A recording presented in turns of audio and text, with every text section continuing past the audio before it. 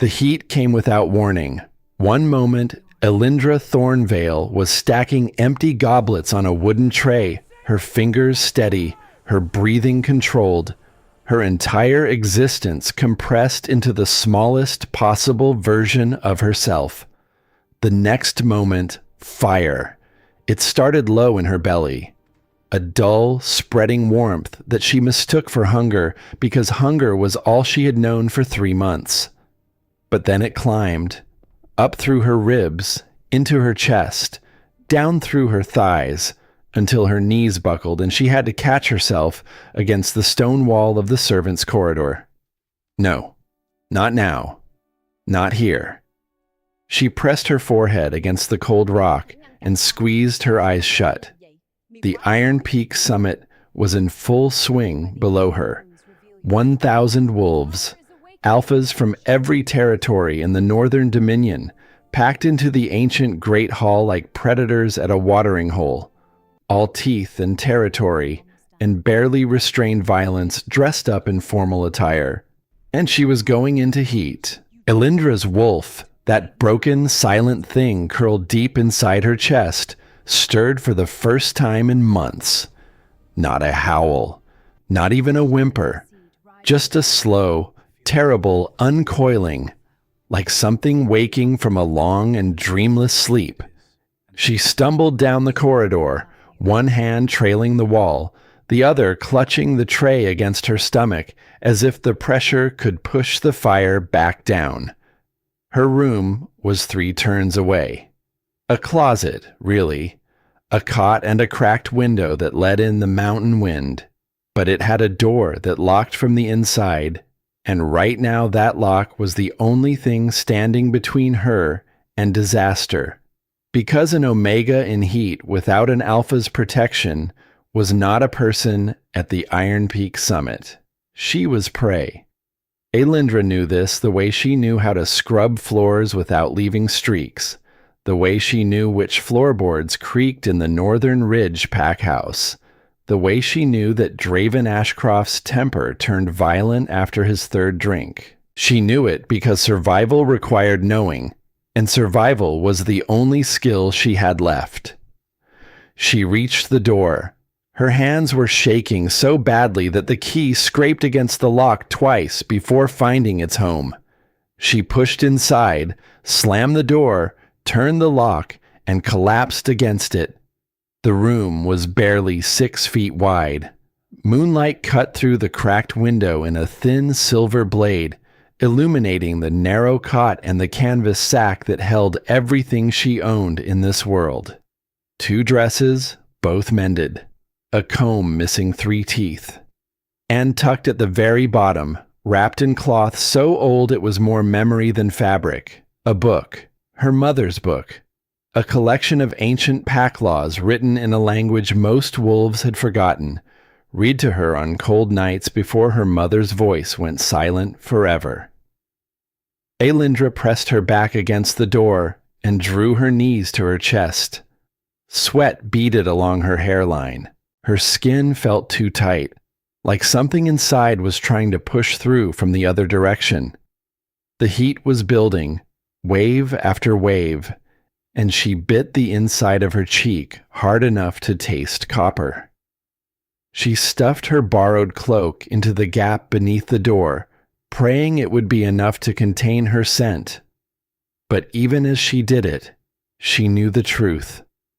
Omega heat scent traveled through stone, through wood, through the desperate, useless barrier of a wool cloak that was not even hers. 3 months ago, she would have had an alpha to shield her. 3 months ago, she had belonged to someone, even if belonging had meant bruises shaped like fingers on her throat and a scar beneath her jaw that ached when the weather turned cold. Draven Ashcroft, Alpha of the Northern Ridge Pack, had rejected her on a night just like this one. Cold, clear, a blood-red moon hanging low over the tree line. He had stood on the ceremonial platform with ash and wolf's blood painted across his bare chest and spoken the words that erased her from existence. She is weak of wolf, fractured of spirit, unworthy. 150 wolves had watched her kneel in the frozen dirt. Not one of them spoke. Not one of them moved. And Aelindra's wolf, already cracked from years of failed shifts and whispered cruelty, had curled into itself and gone quiet. It had not made a sound since, until tonight. A footstep in the corridor, then another. Heavy, deliberate, the kind of stride that belonged to a man who had never once had to hurry because the world rearranged itself around him. Aelindra stopped breathing. The footsteps halted directly outside her door. She could feel him through the wood. Not Draven, something else entirely. Something that made her wolf lift its head for the first time in 3 months and make a sound she did not recognize. Not a whimper, not a cry. A keen, a low and desperate and ancient, like a song her blood remembered but her mind had never learned. The handle did not turn. The door did not open. Instead, a voice came through the wood. Low, quiet. A vibration she felt in her teeth and her spine and the soles of her feet. I know what is happening to you. Aelindra's nails dug into her palms. She could smell him now, even through the door. Pine needles and old smoke and something beneath it. Something dark and deep like the earth after a storm. Her body responded before her mind could stop it. Heat flooded through her so violently that a small, broken sound escaped her lips before she could swallow it. Silence on the other side of the door. Then, very quietly, the door will stay open, always. You want me to leave, I leave. She should tell him to go. She should say nothing at all and wait for him to lose interest and walk away. That was what 3 months of servitude had taught her. Be small, be silent, disappear. But her mouth opened and what came out was not silence. Under Article 17 of the Old Accords, her voice cracked but did not break. An Omega experiencing heat at a sanctioned gathering is entitled to a secured room provided by the hosting pack. I am invoking that right. The silence that followed was different, not empty, full, like the air before lightning. You know the old accords. It was not a question. My mother taught me. The words came out fierce and fragile at the same time. Before she died. Another pause. When the voice came again, it carried something she had not heard directed at her in years. Respect. The secured room is in the East Wing, across the Great Hall. You will not make it through 1,000 alphas in this state without being stopped. A breath. I will escort you, or I will sit here and guard this door until morning. Your choice, Aelindra Thornveil. He knew her name. The Alpha King of the Silver Crest Dominion knew the name of a servant Omega who scrubbed floors for a pack that did not want her. How do you know my name? She whispered. I have known your name for 3 years. The words detonated in her chest, but before she could respond, before she could process what that meant, another sound reached her ears. Footsteps. Lighter, faster, approaching from the opposite end of the corridor. A low growl rolled through the door. Not loud, not showy. The sound a mountain makes before it decides to become an avalanche. The approaching footsteps stopped, hesitated, then retreated, fast and uneven, back the way they had come. Aelindra heard the Alpha King settle against her door, the creak of leather, the slow exhale of a man forcing his own body into submission. He was sitting on the floor outside a servant's closet, his back against her door, choosing to guard a woman he had never touched instead of claiming what the bond was screaming at him to take. Through the crack beneath the door, past the stuffed cloak, She caught one more trace of his scent, and beneath the pine and smoke, she found it. Restraint. The scent of a man holding himself together by will alone. Her wolf keened again, softer now. Not in need, in recognition. Aelindra pressed her palm flat against the door, fingers spread, as if she could feel his heartbeat through the wood. On the other side, she heard him shift. A hand pressed against the same spot on the opposite side. She felt the warmth of it, impossible through inches of oak.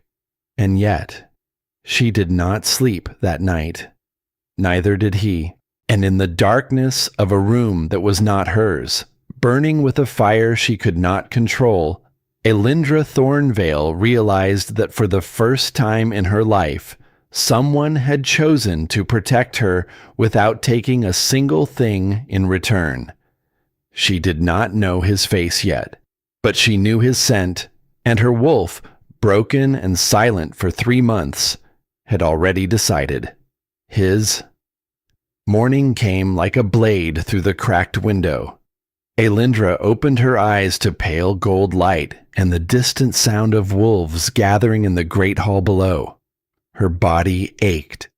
The heat had not broken, only retreated to a low, persistent burn beneath her skin, like embers banked but not extinguished.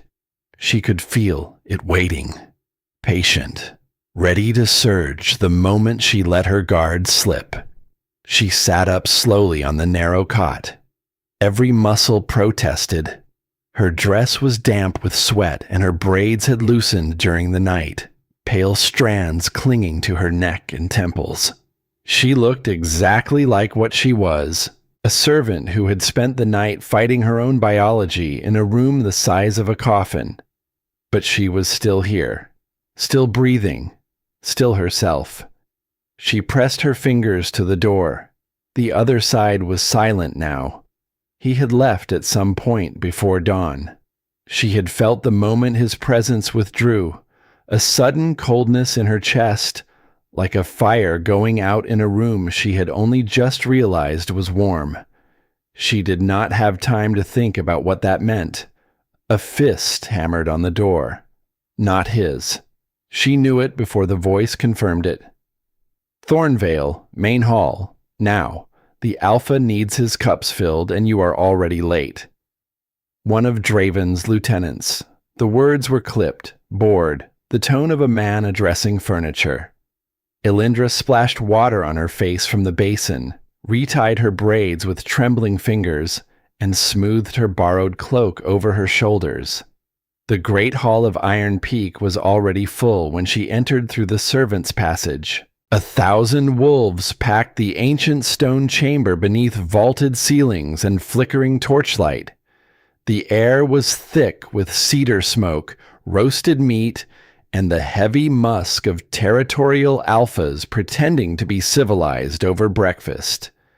Aelindra found her station, the darkest corner, the furthest pillar. She lifted her tray and began collecting empty goblets with the practiced invisibility of a woman who had spent 3 months learning how to become furniture. She kept her eyes down, always down. Across the hall, Draven Ashcroft sat at the high table, his arm draped over the back of his chair with the easy arrogance of a man who believed the world existed for his comfort. Beside him, Lysanthia Silverbane gleamed like a weapon made of silk. Her dark hair cascaded in perfect waves over a silver gown that caught every flicker of firelight. She was laughing at something one of the council members had said, and the sound was bright and sharp and designed to be noticed. Aelindra looked at them for exactly 2 heartbeats. Then she looked away, because looking longer than that had a cost she could no longer afford to pay. She felt him before she saw him. The great oak doors groaned open, and every conversation in the hall died. Not gradually, not in stages. All at once, as if someone had pressed a hand over the mouth of the world. Raiden Corvaith walked through the silence the way a storm walks through an open field. He was dressed in black, a long coat that moved like shadow around his frame, boots that struck the stone floor with the rhythmic certainty of a war drum. In the morning light, the scar across his left cheek was a pale ridge against sun-darkened skin. His dark hair was pulled back, revealing the sharp architecture of his jaw and the full, terrifying weight of his gaze. His eyes swept the hall. Wolves lowered their heads in waves, some by choice, most by instinct. Alphas who had spent their lives commanding submission found their own necks bending before they could stop it. That was the thing about Raiden Corvaith. You did not bow to him because he demanded it. You bowed because your blood knew what he was. He passed the high table where Draven sat frozen with a goblet halfway to his lips. He passed the council members who murmured greetings he did not acknowledge. He passed Lysanthiya, whose perfect smile flickered for just a moment when his eyes moved over her without stopping. He walked straight to the darkest corner of the Great Hall, straight to Aelindra. 1,000 wolves watched the Alpha King stop in front of a servant girl holding a tray of dirty cups. The silence was so complete that Aelindra could hear the fire crackling in the hearth 30 feet away. She stared at his boots, expensive leather, polished to a mirror shine, the same boots she had listened to all night through a locked door. Look at me. Not a command. An invitation spoken in a voice that left no room for refusal. Aelindra lifted her head. His eyes were dark, fathomless. But she had been wrong last night when she imagined them as simply black. In the firelight, they held threads of deep amber, like veins of gold running through obsidian. And right now, those eyes were locked on her with an intensity that made her fingers go numb around the tray. His hand rose, slow, deliberate, giving her every chance to step back. His thumb found the scar beneath her jawline and traced it with a gentleness that made her knees threaten to give way. "Who gave you this?" his voice carried, not because he raised it, but because silence has a way of amplifying the things that matter. Every wolf in the hall heard the question. Every wolf understood what it meant. Aelindra did not answer. She did not need to. Raiden's gaze shifted over her shoulder to the high table where Draven Ashcroft sat pale as bone, his amber eyes wide with the dawning comprehension of a man watching his past mistakes assemble into consequences. Raiden turned back to Aelindra. When he spoke, his voice reached every corner of the great hall with the effortless authority of a king who had never once needed to shout. "Let it be known that Aelindra Thornveil is under the protection of the Silver Crest Throne. Any wolf who harms her, insults her, or questions her worth will answer to me." He paused. Let the words settle like stones into still water. That includes former bonds who were too blind to see what they held. The hall erupted in whispers. Aelindra felt them like insects on her skin, crawling, prickling, impossible to ignore. But Raiden was not finished. A voice cut through the murmur like a blade through silk. "You cannot be serious." Lysanthiya Silverbane stepped forward from the high table, her silver gown catching the light like armor. Her eyes were fixed on Aelindra with the cold assessment of a woman who had spent her entire life being the most impressive person in every room and had just been publicly displaced by a servant. She is nobody, a broken Omega with no lineage, no wolf, no standing. What could she possibly offer a king?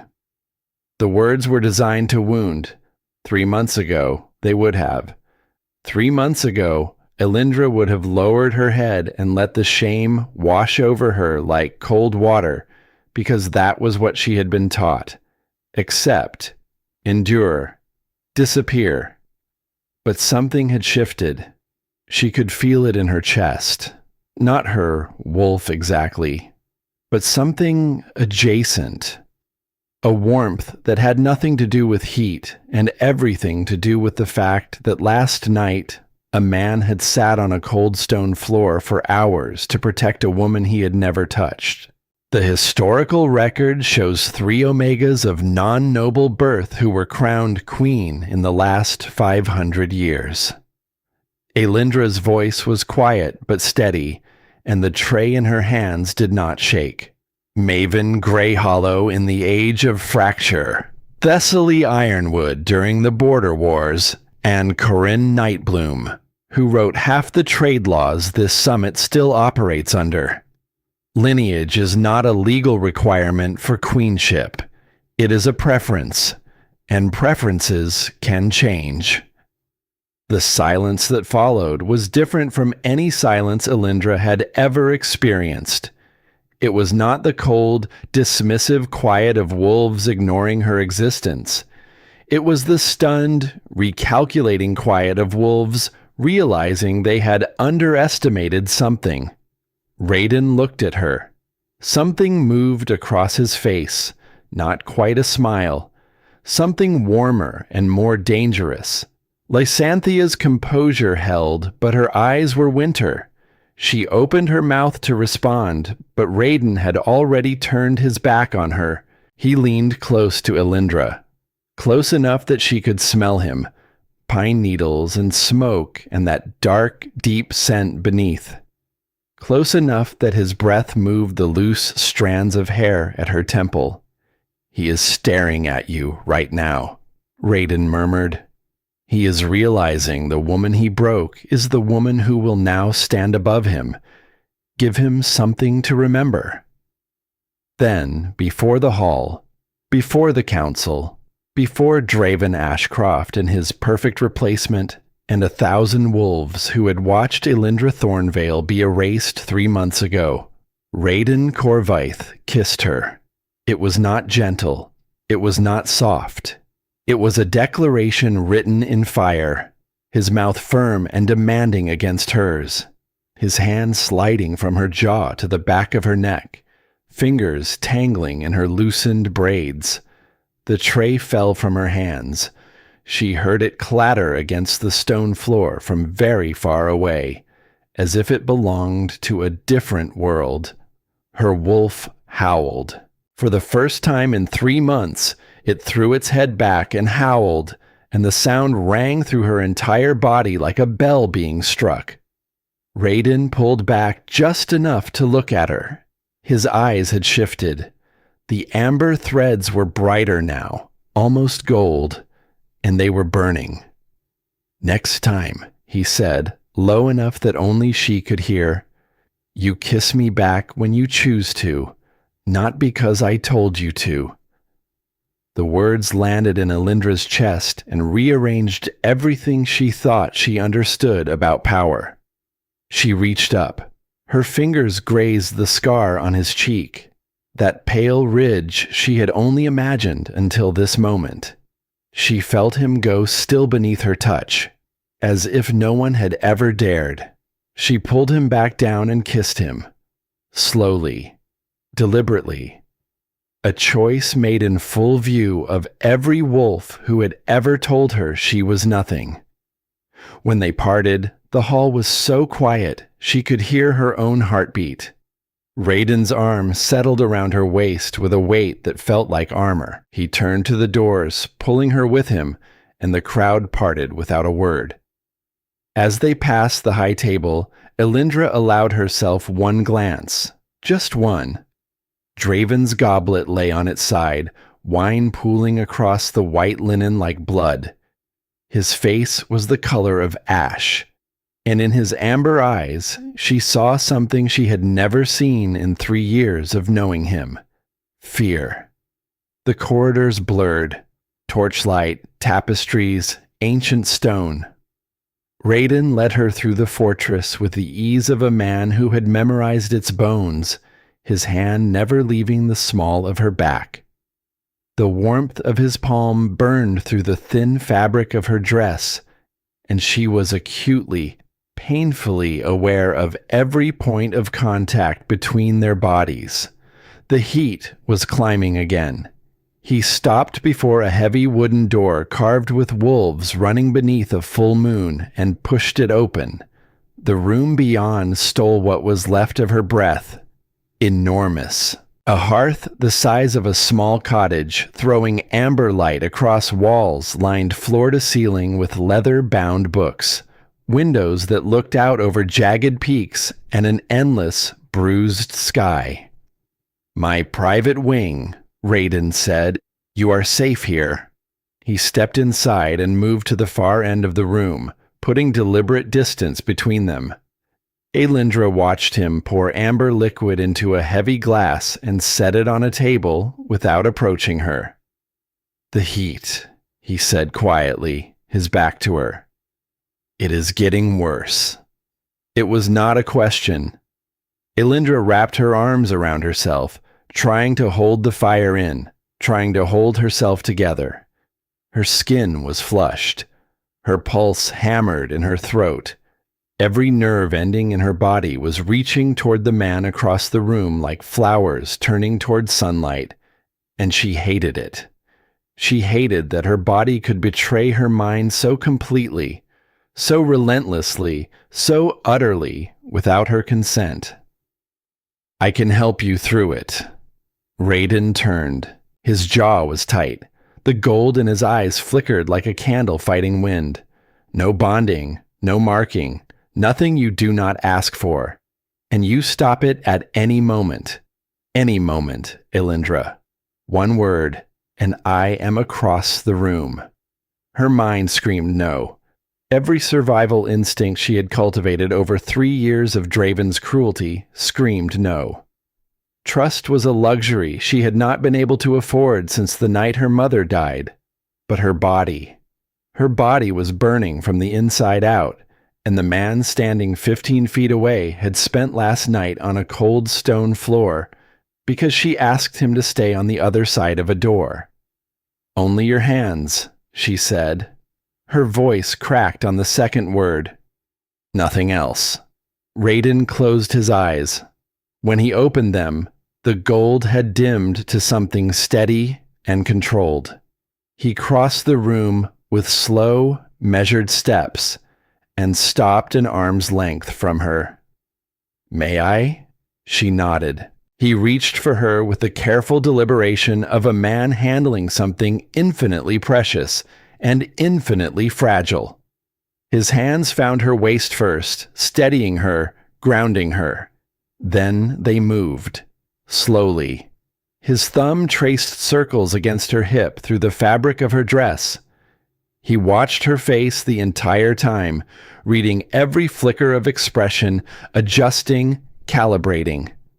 The heat surged and Aelindra gasped, her hands flying to his chest. She could feel his heartbeat beneath her palms.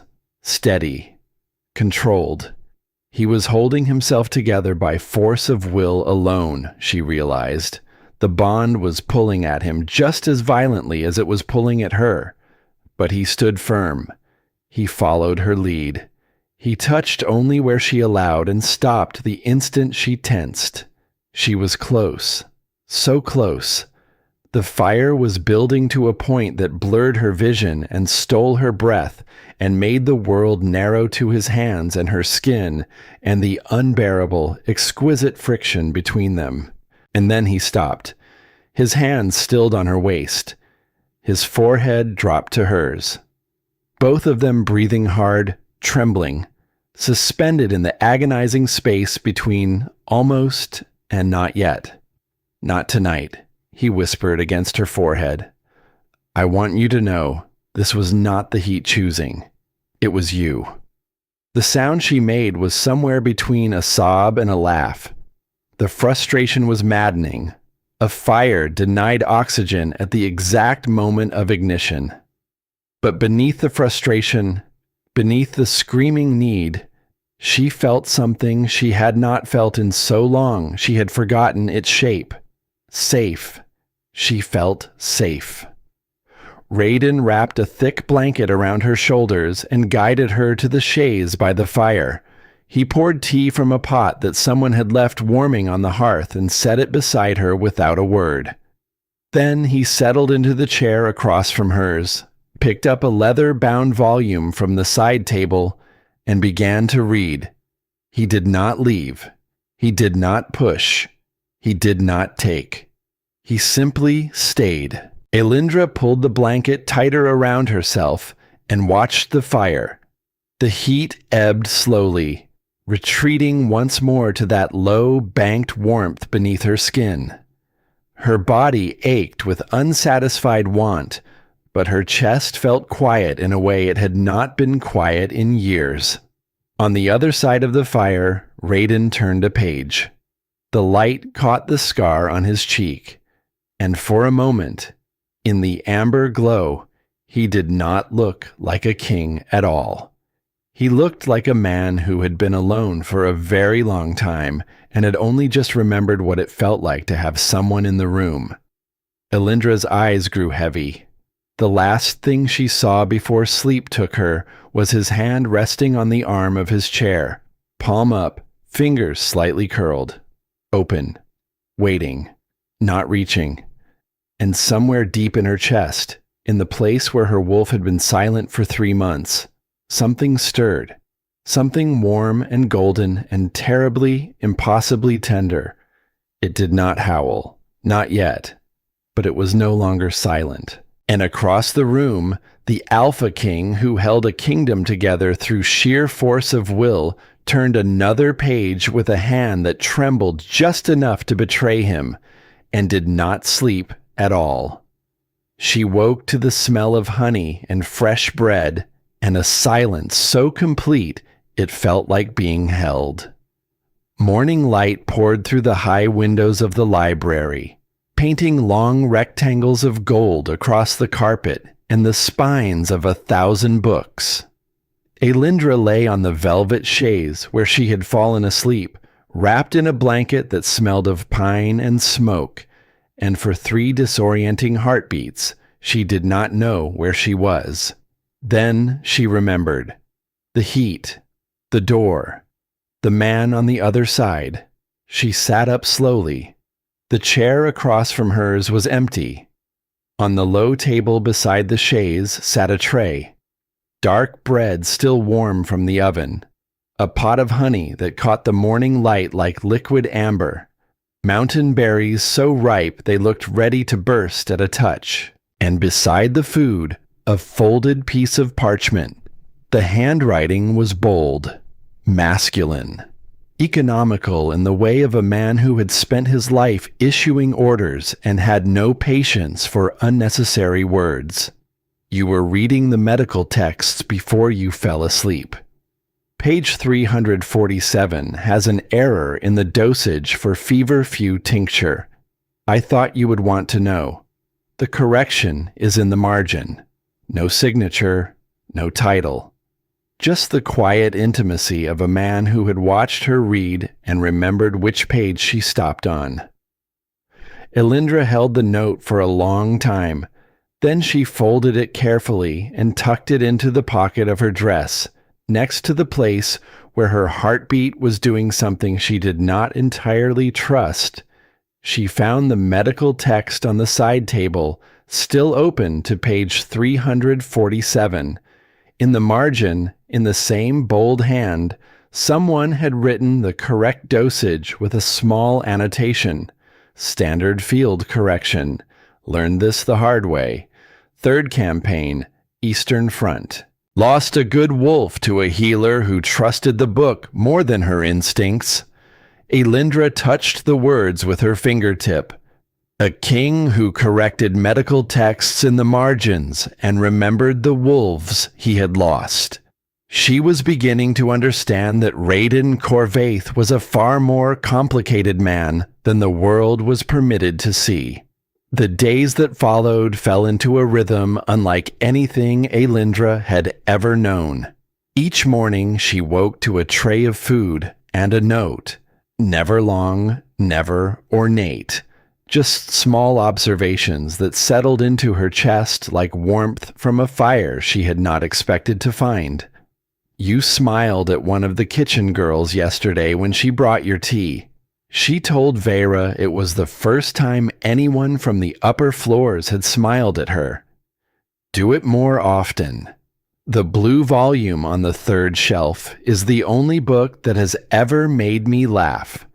Page 12. Tell me if you agree. I watched you from the training yard this morning. You were reading so intently that a sparrow landed on the windowsill beside you, and you did not notice. The sparrow stayed for 10 minutes. I understand the impulse. Aelindra devoured the library like a woman who had been starving and only just realized it. She read philosophy that dismantled everything she thought she knew about pack hierarchy. She read poetry that made her chest ache with a beauty she could not name. She read medical journals that taught her about healing herbs and bone setting and field surgery techniques that the Northern Ridge healers had never mentioned because servants were not meant to learn things that mattered. She was changing. She could feel it happening, not suddenly, not dramatically, but in small daily accumulations, like snow building on a mountainside. Each book added weight. Each note reminded her that someone was paying attention. Each morning she woke in the library of a king who had given her space instead of demands. She felt the walls she had built around herself grow a little thinner. On the third afternoon, Vera appeared. The older woman was silver-haired and sharp-eyed, her posture that of a retired soldier who had traded a sword for a set of household keys and lost none of her lethality in the exchange.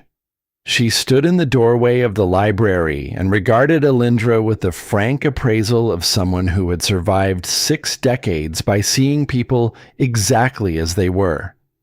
The healing ward is overwhelmed, Vera said without preamble.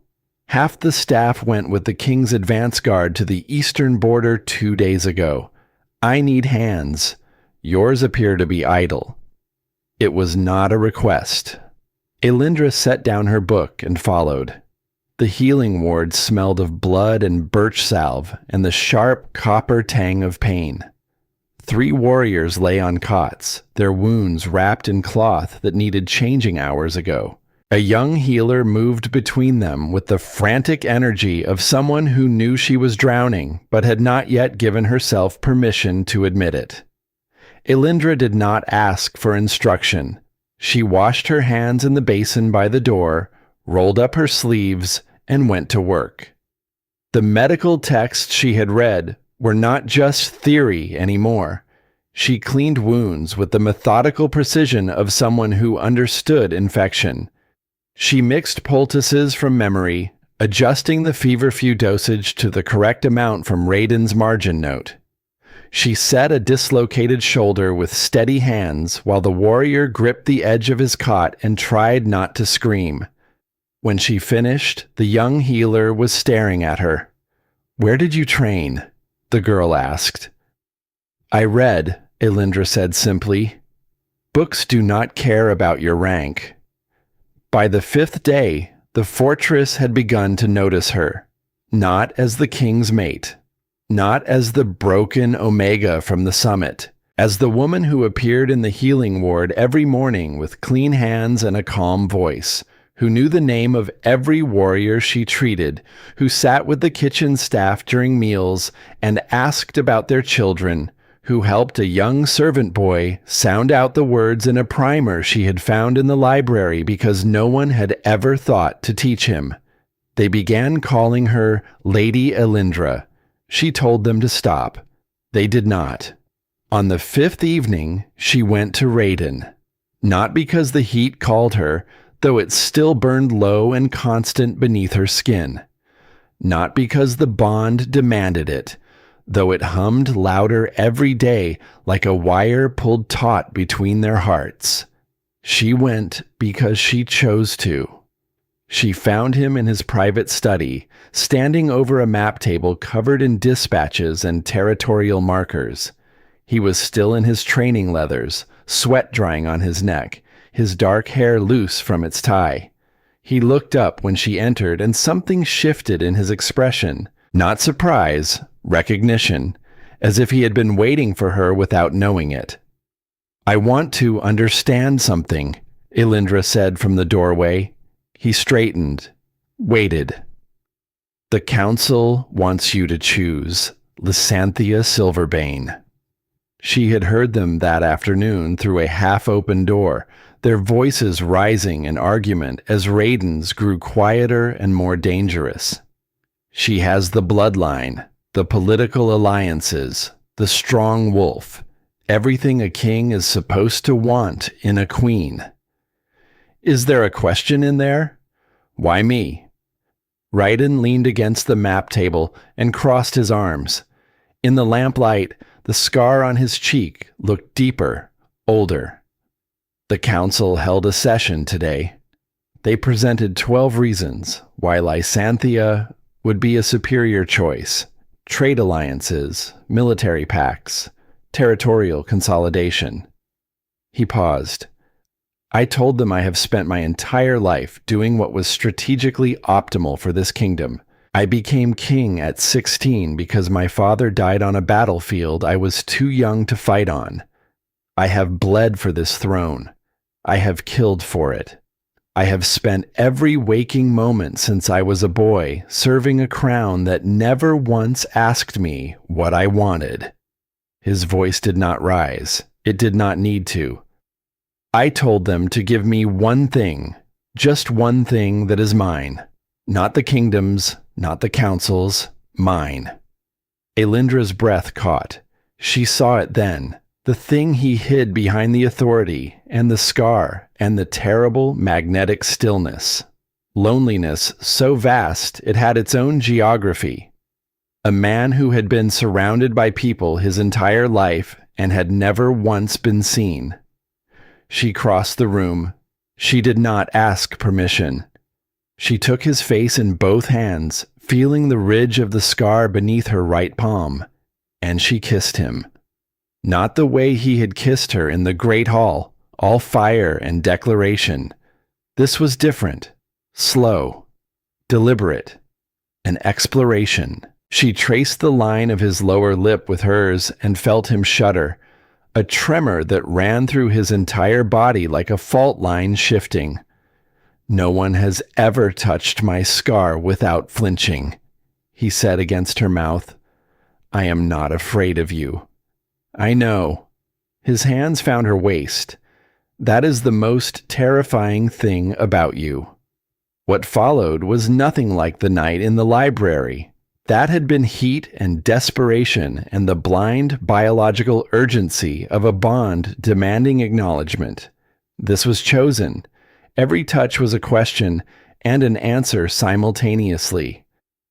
Aelindra explored him the way she explored books, slowly, carefully, with the focused attention of someone who understood that the details mattered. She traced the map of scars across his shoulders, each one a battle, a decision, a price paid. She learned the architecture of his body, the way she had learned the architecture of the library, by touch, by instinct, by the quiet accumulation of knowledge. And Raiden, the Alpha King who commanded submission from every wolf in the Northern Territories, lay still beneath her hands and let her lead. "Your father gave you this scar," she said quietly, her fingers tracing the pale ridge on his cheek. His jaw tightened. "His last training session before the battle that killed him. He said a king needs to know what his own blood looks like so he never sends his wolves to bleed alone. A hard lesson, the only one that mattered." He turned his face into her palm. His lips brushed her wrist where her pulse hammered. "Your scar is different. Yes, yours was not a lesson. It was cruelty wearing a teacher's mask." The accuracy of it hit her like cold water. She had spent 3 years telling herself that Draven's violence was training, discipline, the necessary roughening of a soft Omega for a hard world. Hearing the truth spoken aloud in Raiden's quiet, certain voice broke something inside her that she had not known was still intact. She did not cry. She had learned not to cry years ago. But Raiden saw it anyway, the fracture that moved across her face like a crack in ice, and he pulled her against his chest with an urgency that had nothing to do with desire. "Stay," he said into her hair. "Not because of the bond, not because of the heat. Stay because this room is quieter when you are in it, and I have not known quiet in 16 years. They lay together beside the fire for a long time, talking, not talking, sharing silence the way only two people who understood loneliness could share it. He told her about the weight of the crown, about the nightmares that came after battle, about the boy he had been before the world made him into a weapon. She told him about her mother, about learning to read in secret, about the small, stubborn kindnesses that had kept her human when everything else tried to make her less. When Aelindra finally returned to the library that night, the bond between them had changed. It was deeper now, threaded through with something that went beyond biology. Not complete. Not yet. But growing. A root system spreading beneath the surface of the earth. Invisible, but impossibly strong. 2 days later, Aelindra was in the healing ward wrapping a warrior's cracked ribs when the young soldier on the next cot spoke. "You should know something, my lady." His name was Aldrich, 20 winters old, sandy-haired, with a gash across his forearm that Aelindra had stitched closed that morning. He had watched her work all day with an expression she could not read. 3 men came through the eastern gate last night, said they were traitors, but their boots were military issue, and they smelled like Northern Ridge. Aelindra's hands went still on the bandage. "I reported it to the captain," Aldrich continued. "He said he would look into it. But no one has come back to ask me anything else, and those men are still in the fortress." She finished the bandage with steady hands. "Thank you, Aldrich." "My lady." He caught her wrist as she turned to go. His grip was gentle, but his eyes were serious. "You saved my arm today. The field healer was going to amputate, said the infection was too deep. You cleaned it and mixed that poultice, and the healer changed her mind." He released her wrist. "I owe you a debt. If you ever need anything, you call, and I come. Not for the crown, for you." Aelindra nodded once, something warm and fierce tightening in her throat, and left the ward. She found Vera in the armory that evening. The older woman was supervising the counting of silver blades, a task Raiden had ordered before his departure to the Eastern Territories 2 days prior. The armory was a cathedral of violence, weapons lining the walls in careful rows, swords and spears and bows and everything a kingdom needed to defend itself. But it was the altar at the center that stopped Aelindra's breath. Black stone, ancient, carved with symbols she did not recognize, silver lines that seemed to glow faintly in the lamplight, pulsing like a slow heartbeat. Something about it pulled at her, a resonance deep in her chest, below the bond, below the heat, below everything she understood about herself. "Do not touch that," Vera said sharply from across the room. Aelindra was already reaching. Her fingers hovered above the surface. The symbols shifted when she looked at them directly, writhing like living things before settling back to stillness when she glanced away. "What is it?" "Old magic." Vera did not turn around. "From before the pack split. Some say it reveals bloodlines. Tests what a wolf truly is beneath the surface." Aelindra's fingertip brushed one of the silver symbols. The edge was sharper than it appeared. Blood welled from the cut, bright and red, and 3 drops fell onto the black stone before she could pull her hand away. For 1 heartbeat, nothing. Then violet light erupted from the altar like a captured star exploding. Aelindra stumbled backward, crying out. The symbols blazed, racing across the stone surface in patterns that seared her vision. Vera lunged toward her, grabbing her arm, trying to pull her away. But Aelindra could not move. She was frozen, transfixed by the light that was rising from the altar like smoke taking shape. A woman appeared in the light. Silver hair, violet eyes, heavily pregnant, standing before this same altar in a time when the stone was new and the symbols were bright. She was whispering, her hands pressed to her swollen belly, tears streaming down a face that Aelindra knew. She knew it because she saw it every time she looked in a mirror. Mother. The vision shifted. The same woman, older now, thinner, exhaustion carved into every line of her face. She was placing an infant on the altar, a newborn girl with a shock of pale hair and eyes that blazed violet like twin flames.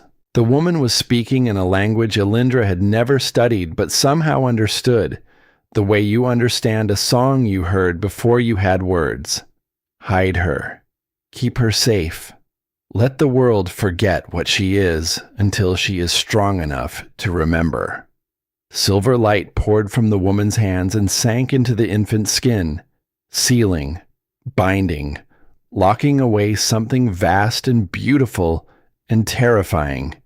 The baby's eyes flickered, violet fading to ordinary hazel, and the woman collapsed over her child, sobbing. "Forgive me," she whispered. "Forgive me for making you small." The vision shattered. Aelindra hit the stone floor. Her body felt like it was burning from the inside, every nerve ending screaming in a frequency she had never experienced. The place on her neck where the bond hummed loudest, the spot where a mate mark would one day bloom, blazed hot enough to sear. Vera knelt beside her. The older woman's face was white. "By the old gods!" Vera's voice was barely a whisper. "You are not broken at all." Aelindra looked up through tears that blurred the armory into streaks of amber and shadow. "What did I just see?" "Your mother." Vera's hands trembled as she helped Aelindra sit upright. "That was your mother sealing your bloodline." "I do not understand." Vera gripped her shoulders. Hard. The older woman's gray eyes burned with an intensity that left no room for doubt. "You are not a fractured Omega, child. You never were. You are descended from the sovereign moon line, the first wolves, the ones who could command Alpha and Omega alike, the ones who were hunted to extinction 300 years ago because no council, no king, no system of power could control them." The words did not make sense, could not make sense. Aelindra Thornveil was a servant's daughter, a rejected mate, a woman whose wolf had not made a sound in 3 months. But the altar was still glowing violet, pulsing in rhythm with her heartbeat. And when she looked down at her hands, she saw them. Faint silver lines tracing beneath her skin like veins of captured moonlight, already beginning to fade. "The seal is breaking." Vera's voice was urgent now. "Your bond with the king, even incomplete, is destabilizing the magic your mother wove. The power she locked away is waking up." Before Aelindra could respond, before she could process what any of it meant, a sound reached them from outside the armory. Footsteps, running, in the distant, unmistakable clash of steel on steel. Aldrich burst through the door, blood on his face, sword in hand. "My lady, the 3 traitors from Northern Ridge, they were assassins. They have breached the inner corridor, and they are coming this way." Aelindra stood. Her legs shook. Her hands shook. The silver lines beneath her skin pulsed once, bright, then faded. She was not ready. Whatever power her mother had sealed inside her was stirring but not free, a wolf pacing behind a door that was cracking but not yet open. But she had survived Draven Ashcroft for 3 years. She had survived rejection and servitude, and the systematic dismantling of her belief in her own worth. She had done it without power, without a wolf, without anyone standing beside her. She looked at the shelves of the armory. Bottles of medicinal spirits lined the back wall, brought in from the healing ward for treating blade wounds. Flammable, highly flammable. "Aldrich," she said, and her voice was steady. "How many entrances does this corridor have?" "2, my lady." "Block the far one. Vera, hand me those bottles. All of them." Aelindra Thornveil did not have a wolf. She did not have sovereign power. She did not have the Alpha King at her side. She had books. She had a knowledge of chemistry learned from stolen reading. And she had 3 months of surviving in a world that wanted her to disappear. Tonight, that would have to be enough. The assassins did not make it past the corridor. Aelindra shattered 3 bottles of medicinal spirits across the stone floor, and Aldrich held the single remaining entrance while the fumes filled the narrow passage with a vapor that burned the eyes and choked the lungs. The assassins, trained for blade work and silent kills, were not prepared for a woman who understood chemistry better than most healers and had no reservations about turning a hallway into a weapon. 2 collapsed from the fumes. The 3rd made it through, coughing and half blind, and Aldrich put him on the floor with a sword stroke that was more instinct than technique. By the time the fortress guard arrived, Aelindra was sitting on the armory floor with her back against the ancient altar, her hands steady, her breathing even, and the violet glow from the stone behind her casting strange shadows across a face that showed no fear. Vera had watched the entire thing without speaking. "You understand," the older woman said quietly as the guards dragged the unconscious assassins away, "that you just did something most trained warriors could not." "I read a book about volatile compounds," Aelindra replied, "page 213. That is not what I mean, and you know it." Aelindra did know. She had felt it during those minutes when the assassins were closing in and her mind had gone, not blank, but crystalline. Sharp. Clear. As if every scattered fragment of knowledge she had absorbed over 3 months of desperate, hungry reading had assembled itself into a single, coherent structure, and she had simply known what to do. Not her wolf, not the sovereign power still locked behind her mother's crumbling seal, something else, something that had been hers all along, before the rejection, before the servitude, before Draven Ashcroft convinced her that she was nothing. Intelligence, the kind that did not need permission to exist. But she did not have time to sit with that realization because 2 hours after the last assassin was dragged to the cells, the seal broke further. It started as a tremor, a vibration deep in her bones that had nothing to do with cold or fear. Aelindra was in the library, trying to read, trying to pretend that the events of the evening had not fundamentally altered the architecture of her understanding. When the first wave hit, heat, but not like before.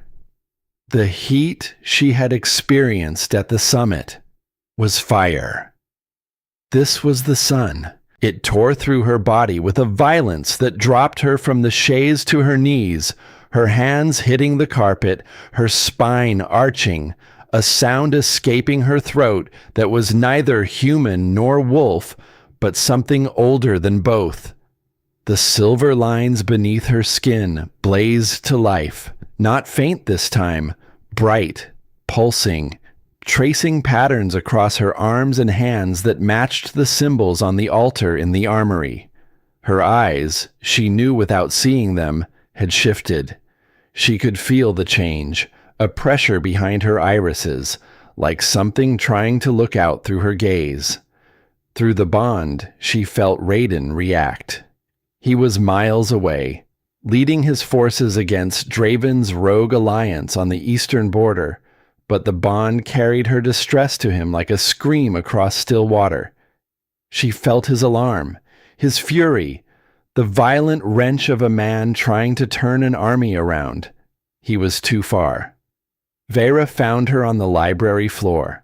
The older woman took one look at the silver lines crawling across Aelindra's skin and the violet flickering in her eyes and said, "The sovereign blood is waking fully.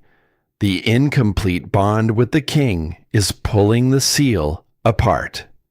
"What happens," Aelindra gasped, "if it breaks completely, before the bond is finished?" Vera did not answer. She did not need to. The silence said everything. "The bond needs to be completed," Vera said carefully. "Fully. The partial marking he gave you is not enough to stabilize what your blood is becoming." "He did not mark me. We have not." Vera's expression shifted. "Then the seal breaking is accelerating on its own. The proximity, the emotional connection, even the incomplete pull between you. It has been enough to crack what your mother spent her life's energy to build." Another wave hit, and Aelindra curled inward, her forehead pressing against the carpet. The heat was incandescent. It was as if her blood itself had caught fire, and her veins were channels of molten silver. She could feel her wolf for the first time in months, not stirring but thrashing, throwing itself against the inside of her chest like a creature trying to break free of a cage that was suddenly, finally, too small. "He is coming," she whispered. She could feel it through the bond. Raiden had abandoned the Eastern Front. He was riding hard, pushing his wolf to its limits, tearing across the territory with a single, desperate focus. But he was hours away, and the seal was breaking now. Aelindra dug her fingers into the carpet and held on. She held on through the waves that came faster and harder, through the silver light that bled from her skin and filled the library with an otherworldly glow, through the sound of her wolf howling inside her for the first time in 3 months. A sound so raw and so starved and so furious that it shook the windows in their frames. She held on because that was what she did. It was all she had ever done. She held on until the library door crashed open and Raiden Corvaith filled the doorway, chest heaving, cloak torn, his eyes pure molten gold. He had run, not ridden, run in wolf form across miles of mountain terrain, shifting back to human only at the fortress gates. His clothes were shredded. Blood from a dozen scratches marked his arms where branches had torn his skin. He was breathing like a man who had outrun death itself and was not entirely sure he had won. He saw her on the floor, saw the silver light, saw the violet in her eyes. He crossed the room in 3 strides and dropped to his knees beside her. His hands found her face. His palms were furnace hot and his fingers trembled against her cheekbones. "The bond," he said. His voice was wrecked. "I felt it tearing, felt you in pain. I left the front. I left everything. You cannot leave a battle." Her voice was barely a whisper. "You are the king. I am your mate." He said it like it was the only fact in the universe that mattered. Everything else is negotiable. Another wave crashed through her, and she cried out, her hands fisting in the remains of his shirt. The silver lines on her skin were touching his now, where their bodies pressed together, and where they met his skin, the light turned gold, two colors intertwining, two bloodlines recognizing each other across a distance of centuries. "The seal my mother placed on me is breaking," Aelindra gasped. "Vera says the bond needs to be completed, or the power will." "I know." His forehead pressed against hers. "I know what you are, Aelindra. Vera sent a rider. Sovereign Moonline, the first wolves. You knew, and you still came." Something moved across his face. Pain. Awe. A tenderness so raw it looked like it had been torn from somewhere deep inside him and laid bare against his will. "I have known something was different about you since the first moment I saw you at the border market 3 years ago," he said. "A woman carrying burdens too heavy for her frame, helping a lost pup find his mother, mending clothes for wolves who never thanked her. I did not know what you were. I only knew that my wolf had never been so certain of anything in its life." He cupped her face and tilted it up so their eyes met, gold staring into violet. "This bond, once completed, is permanent, irreversible. You will be tied to me, to my throne, to every war I fight, and every decision I make, and every enemy who wants me dead. You will be queen of a kingdom that does not yet know it needs you, and a target for every wolf who fears what you represent. I know. You will never be invisible again." The words hit her harder than any of it, harder than the heat, harder than the light, harder than the power trying to claw its way out of her cells, because invisibility had been her armor for 3 years. The only thing standing between her and a world that had proven, repeatedly, that being seen meant being hurt. Raiden saw the fear cross her face. He did not look away from it. "I am asking you," he said quietly. "Not the bond, not the heat, not the blood. I am asking Aelindra Thornveil, the woman who cited the old accords at me through a locked door, the woman who corrected my margin notes, the woman who stopped an assassination with chemistry and stubbornness. I am asking her, will you choose this? Will you choose me?" She looked at him, this man who had sat outside her door, who left notes about sparrows, who let her lead when every instinct in his body demanded he take control, who had abandoned a battlefield because he felt her in pain. "I have been sure since the night you sat on the floor outside my room and did not open the door," she said. "I am not choosing because the heat is burning me alive. I am choosing because you are the only person who ever let me choose at all." His control shattered, not violently, not with the explosive force she had expected from a man who held an entire kingdom together through the sheer pressure of his will. It shattered quietly, like ice cracking on a river in spring, the way all truly devastating things happen. Slowly, and then all at once. His mouth found hers, and the kiss was nothing like the declaration in the Great Hall. That had been performance, territory, a flag planted in contested ground. This was the truth beneath it. Desperate and reverent and shaking with the effort of a man who had wanted something for 3 years and was only now allowing himself to have it.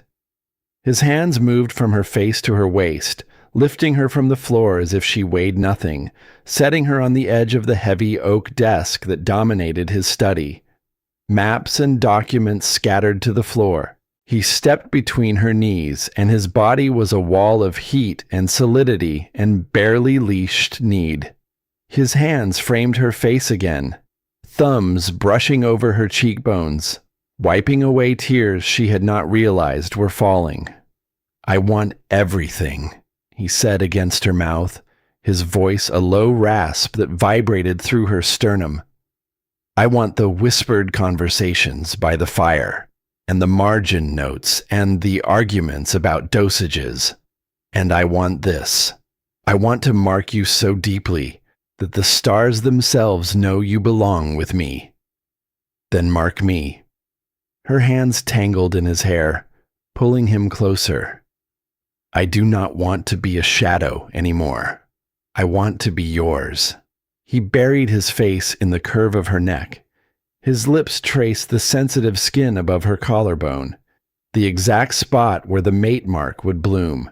His breath was ragged against her skin, and she could feel the war inside him, the alpha demanding he claim, the man demanding he be careful, both of them wanting her with an intensity that sang through the bond like a plucked wire. May I? He breathed against her pulse point. Yes. His teeth grazed her skin, elongating. She felt the sharp pressure, the precise point where control ended and instinct began. Her hands gripped his shoulders, and she arched into him, not away, offering her neck with a trust that 3 months ago would have been impossible. Because 3 months ago she did not know that strength could be gentle, that power could ask permission, that the most dominant alpha in the Northern Territories would press his mouth to her throat and wait for the word yes before taking what the bond was screaming at him to take. He bit. The world detonated. White light and silver fire and a sensation that was not pain but the exact opposite of pain. The feeling of every hollow, hungry, empty space inside her being filled at once and all at once. She felt him flood into her consciousness, his strength, his loneliness, his desperate, furious need for someone who saw the man beneath the weapon. 16 years of carrying a kingdom alone. The boy who held his dying father on a battlefield and promised to be enough. The king who lay awake every night wondering if he was. And he felt her. Her pain. Her smallness. Her years of being told she was worthless and believing it. The girl who read stolen books by candlelight and dreamed of a world where knowing things mattered. The woman who mended clothes for wolves, who never thanked her and helped lost children find their way home, and never, not once, let the cruelty of the world turn her cruel in return. He took all of it, every fractured piece, and he began replacing it with something solid and warm and unshakable, a foundation built not of dominance, but of devotion, not of ownership, but of choice. The bond clicked into place, not fully, not completely. She could feel the mechanism, like a lock with multiple tumblers, and only the first had engaged. The rest would require something more. A shared trial, a test of partnership. But even this partial connection was staggering in its depth. Raiden pulled back. His eyes were pure gold. His lips were marked with her blood. The mate mark on her neck glowed silver in the dim light, a perfect crescent of teeth marks that would never fully fade.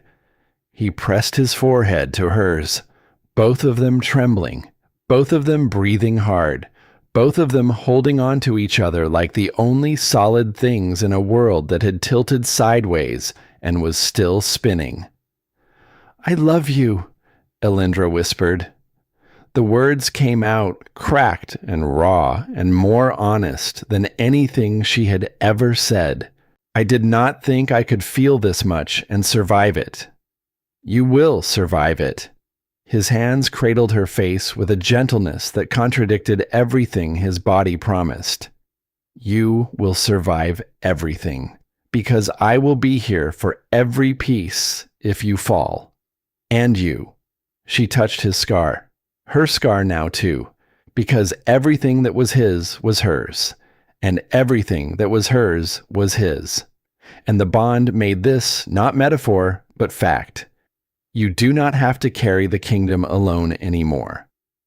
The sound he made was not a word. It was something deeper, pulled from a place he had never let anyone reach. He buried his face in her neck where the mark still glowed, and he held her, and she held him, and for a long, perfect, suspended moment, the library was the entire world, and the world was enough. Later, wrapped in a blanket before the fire, her back against his chest, his arms around her waist, she told him, not about the bloodline, not about the seal. She told him about the night Draven gave her the scar, the full story. How he had grabbed her throat and called her pathetic, how his claws had broken skin, how she had lain on the floor afterward and stared at the ceiling and felt something inside her close, like a door slamming shut. She had never told anyone. Raiden did not speak. He did not growl or rage or make promises of vengeance. He simply tightened his arms around her and pressed his lips to the crown of her head and held her while she shook. Because sometimes the bravest thing a strong man can do is be still, and sometimes the most powerful thing a broken woman can do is speak. When the shaking stopped, Aelindra reached into the pocket of her ruined dress and pulled out the small leather bookmark she had found in the poetry collection days ago. She tucked it into the breast pocket of what remained of his shirt. "What is this for?" he asked. "So you remember the way back to me." He looked at the bookmark, then at her. And for the first time since she had known him, the Alpha King of the Silver Crest Dominion smiled, not the sharp, dangerous expression he wore in public, a real smile, quiet and warm, and just for her. The moment lasted exactly as long as it needed to. Then the door burst open, and a captain stood in the frame, ashen-faced and breathing hard. "Sire, the Eastern Front. Draven Ashcroft's alliance has doubled. He sent the first wave as a diversion. The real force is moving south toward the mountain passes. If they breach the inner defenses, we lose the eastern territories by sunrise." The smile vanished. The king returned. Raiden stood, and the transformation was instantaneous. The man who had held her by the fire was gone, replaced by the commander who had spent 16 years turning duty into instinct. He looked at Aelindra. His hand cupped her face one last time, his thumb tracing the mate mark on her neck. "I have to go. I know. The bond is not complete. If something happens to me before the trial, nothing will happen to you." She covered his hand with hers. "Go protect them. The bond will be here when you get back." She managed a smile, small, steady, the kind of smile that cost everything and showed nothing. "I am not going anywhere, Raiden. I never was." He kissed her one last time, hard, fast, full of every promise he did not have time to speak. Then he was gone, his voice echoing down the corridor, barking orders, summoning captains, transforming from her mate back into the weapon that held the world together. Aelindra sat alone on the library floor, her hand pressed against the mark on her neck. It pulsed beneath her fingers, warm and alive, a heartbeat that was not entirely her own. Through the bond, she could feel him moving away from her, the distance growing wider with every second. And the ache of it was a physical thing, lodged between her ribs like a blade. The bond was begun, but not finished. The seal on her blood was cracking, but not broken. Draven Ashcroft was massing an army on the borders, and the Alpha King had ridden into the teeth of it with a bookmark in his pocket and a mark on his neck that tied his soul to a woman the world still called broken. Aelindra looked down at her hands. The silver lines had faded, but she could still feel them, just beneath the surface, waiting. Everything was waiting. And somewhere in the back of her mind, in the place where her wolf had gone silent for 3 months and only recently begun to stir, a voice that sounded like her mother whispered 4 words that settled into her bones like prophecy. You are almost ready. The fortress changed without its king, not physically. The black stone walls still stood. The iron gates still held. The torches still burned in their sconces, and the wind still howled through the mountain passes like a wolf mourning something it could not name. But the air was different, thinner, as if Raiden's presence had been a kind of gravity holding everything in place. And now that he was gone, the world was threatening to drift. Aelindra did not drift. On the first morning she rose before dawn, washed in cold water, braided her hair tight against her scalp, and walked to the healing ward. 3 warriors had come in overnight from a border skirmish, their wounds ugly and poorly dressed. The field medic had done what he could, which was not enough. By noon, she had cleaned and restitched all 3. One of them, a grizzled veteran with more scar tissue than smooth skin, watched her work with narrowed eyes. You are the king's mate, he said. It was not a question. I am the woman stitching your shoulder. Hold still. He held still. By the 3rd day, the healing ward had become her domain, not by decree, not by title, but by the simple, irrefutable authority of competence. The healers deferred to her because her hands were steadier and her knowledge deeper. The warriors trusted her because she did not flinch at blood, and she remembered their names. The kitchen staff brought her meals because Vera told them to, and no one in the fortress was foolish enough to ignore Vera twice. Aelindra worked. She worked because the bond ached like a bruise pressed against her ribs every hour of every day, a constant reminder that Raiden was out there somewhere fighting a war that Draven Ashcroft had designed specifically to separate them. She worked because if she stopped moving, the fear would catch up. And she could not afford fear right now. The fortress could not afford it either. On the 5th day, a convoy arrived from the Eastern Front. Wounded. Dozens of them. More than the healing ward could hold. Aelindra commandeered the Great Hall, turning the long feasting tables into cots, organizing the healers into shifts, rationing the medical supplies with the ruthless efficiency of a woman who had spent 3 years managing scarcity. Aldrich was at her side through all of it. The young warrior had appointed himself her shadow, a quiet, constant presence at her left shoulder, his hand never far from his sword hilt. She had not asked him to. She did not tell him to stop. It was Aldrich who brought her the warrior who changed everything. His name was Corwin, middle-aged, lean, a scar running from his temple to his jaw that looked like it had been earned decades ago. He was not from Raiden's forces.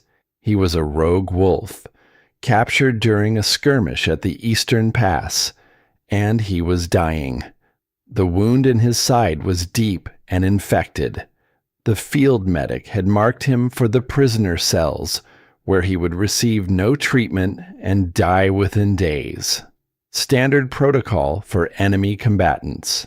Clean, efficient, entirely within the bounds of wartime law. Aelindra looked at the wound. Then she looked at the man. "How long have you been rogue?" she asked. Corwin's eyes were glassy with fever, but his voice held the rough dignity of a man who had not yet surrendered to his circumstances.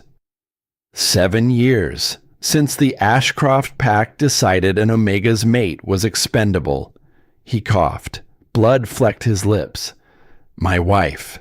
They cast her out for challenging a decision the Alpha's council made about breeding rights. I went with her. She died the first winter." Aelindra's hands went still on the bandage she was preparing. How many of the rogues are like you? Most, Corwin closed his eyes. Ashcroft did not build an army. He gathered the discarded.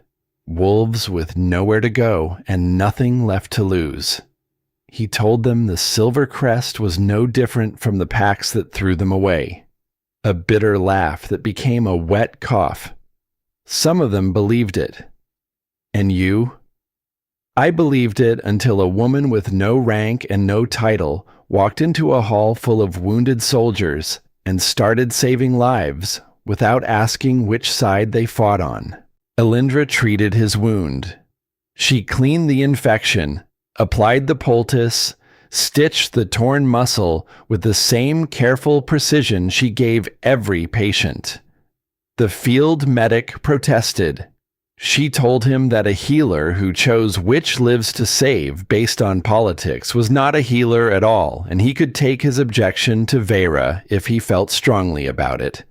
He did not feel that strongly about it. That night, Aelindra sat alone in the library. The fire had burned low, and the shadows pressed close, and the bond pulsed in her chest with Raiden's distant presence, a rhythm she had learned to read like weather.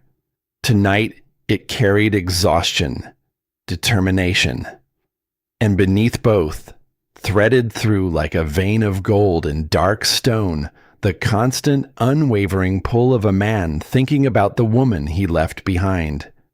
She pressed her hand to the mate mark on her neck and closed her eyes. The moral question that had been building since Corwin's confession filled the space behind her eyelids like floodwater. Draven Ashcroft was the enemy. He had rejected her, scarred her, reduced her to servitude, and was now waging a war designed to destroy the man she loved and reclaim her like property. He deserved whatever justice the Silver Crest delivered. She believed that. She felt it in the place where her anger lived, bright and clean and entirely justified. But Draven's army was built from broken wolves, Omegas cast out for speaking up, mates who followed their partners into exile, wolves who had been told by their packs that they were worthless and had found nowhere in the entire system of territories and treaties and ancient law that offered them shelter. Wolves exactly like her. If she destroyed Draven, the rogues would scatter. Some would die. Some would be imprisoned. None of them would be helped. The system that had created them would continue, untouched, unchallengeable, turning out more broken wolves and more bitter exiles and more Dravens who could gather them into weapons. Killing the man was not enough. It had never been enough. The thought settled into her mind with the quiet, devastating clarity of something that had been true for a long time and was only now being spoken aloud. She pulled her mother's book from the shelf where she had placed it on her first day in the library. The Old Accords, ancient pack law, written in a time when wolves governed by principle rather than power. She had cited Article 17 to Raiden through a locked door on the night they met. Now she turned the pages slowly, reading by firelight, searching for something she was not sure existed but needed to find. She found it at 3 a.m, Article 41, Section 9. The Sovereign's Right of Reformation. In the event that a wolf of the sovereign moonline ascends to a position of authority, they hold the inalienable right to reform, amend, or abolish any pack law that is found to be in violation of the original covenant between wolf and moon. Her mother had underlined it, in faded ink in a hand that trembled, with a small annotation in the margin.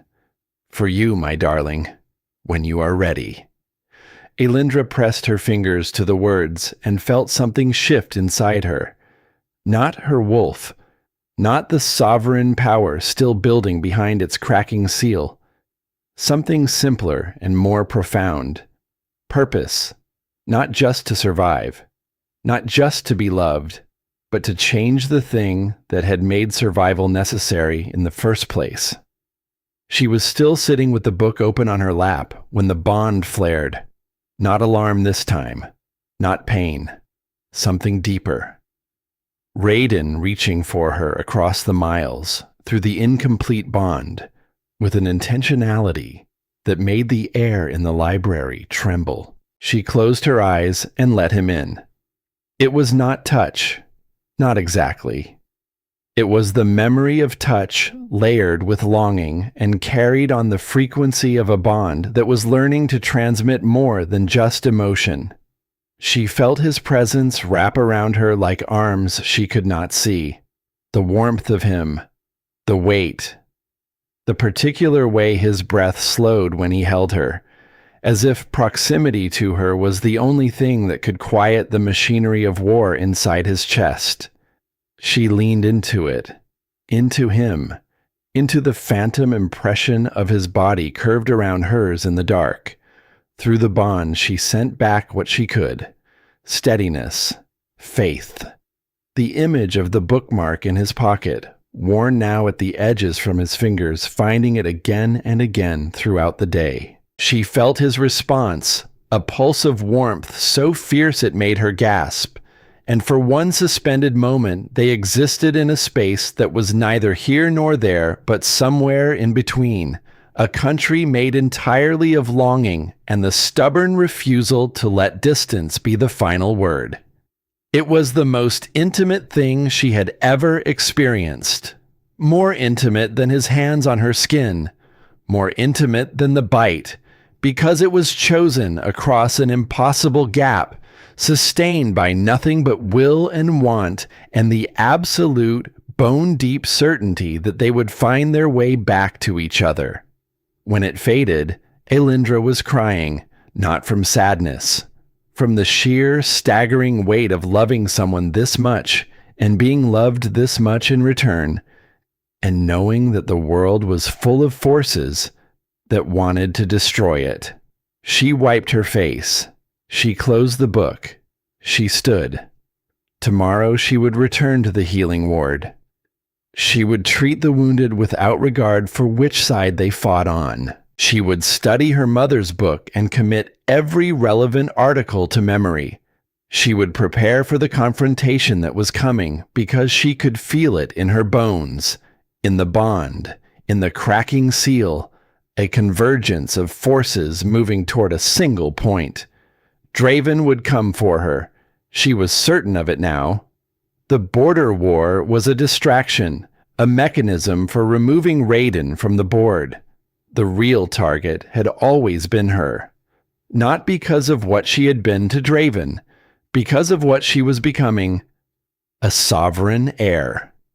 A threat to every power structure that kept wolves like Corwin and his wife, and 1,000 other discarded souls beneath the heel of a system that called cruelty tradition.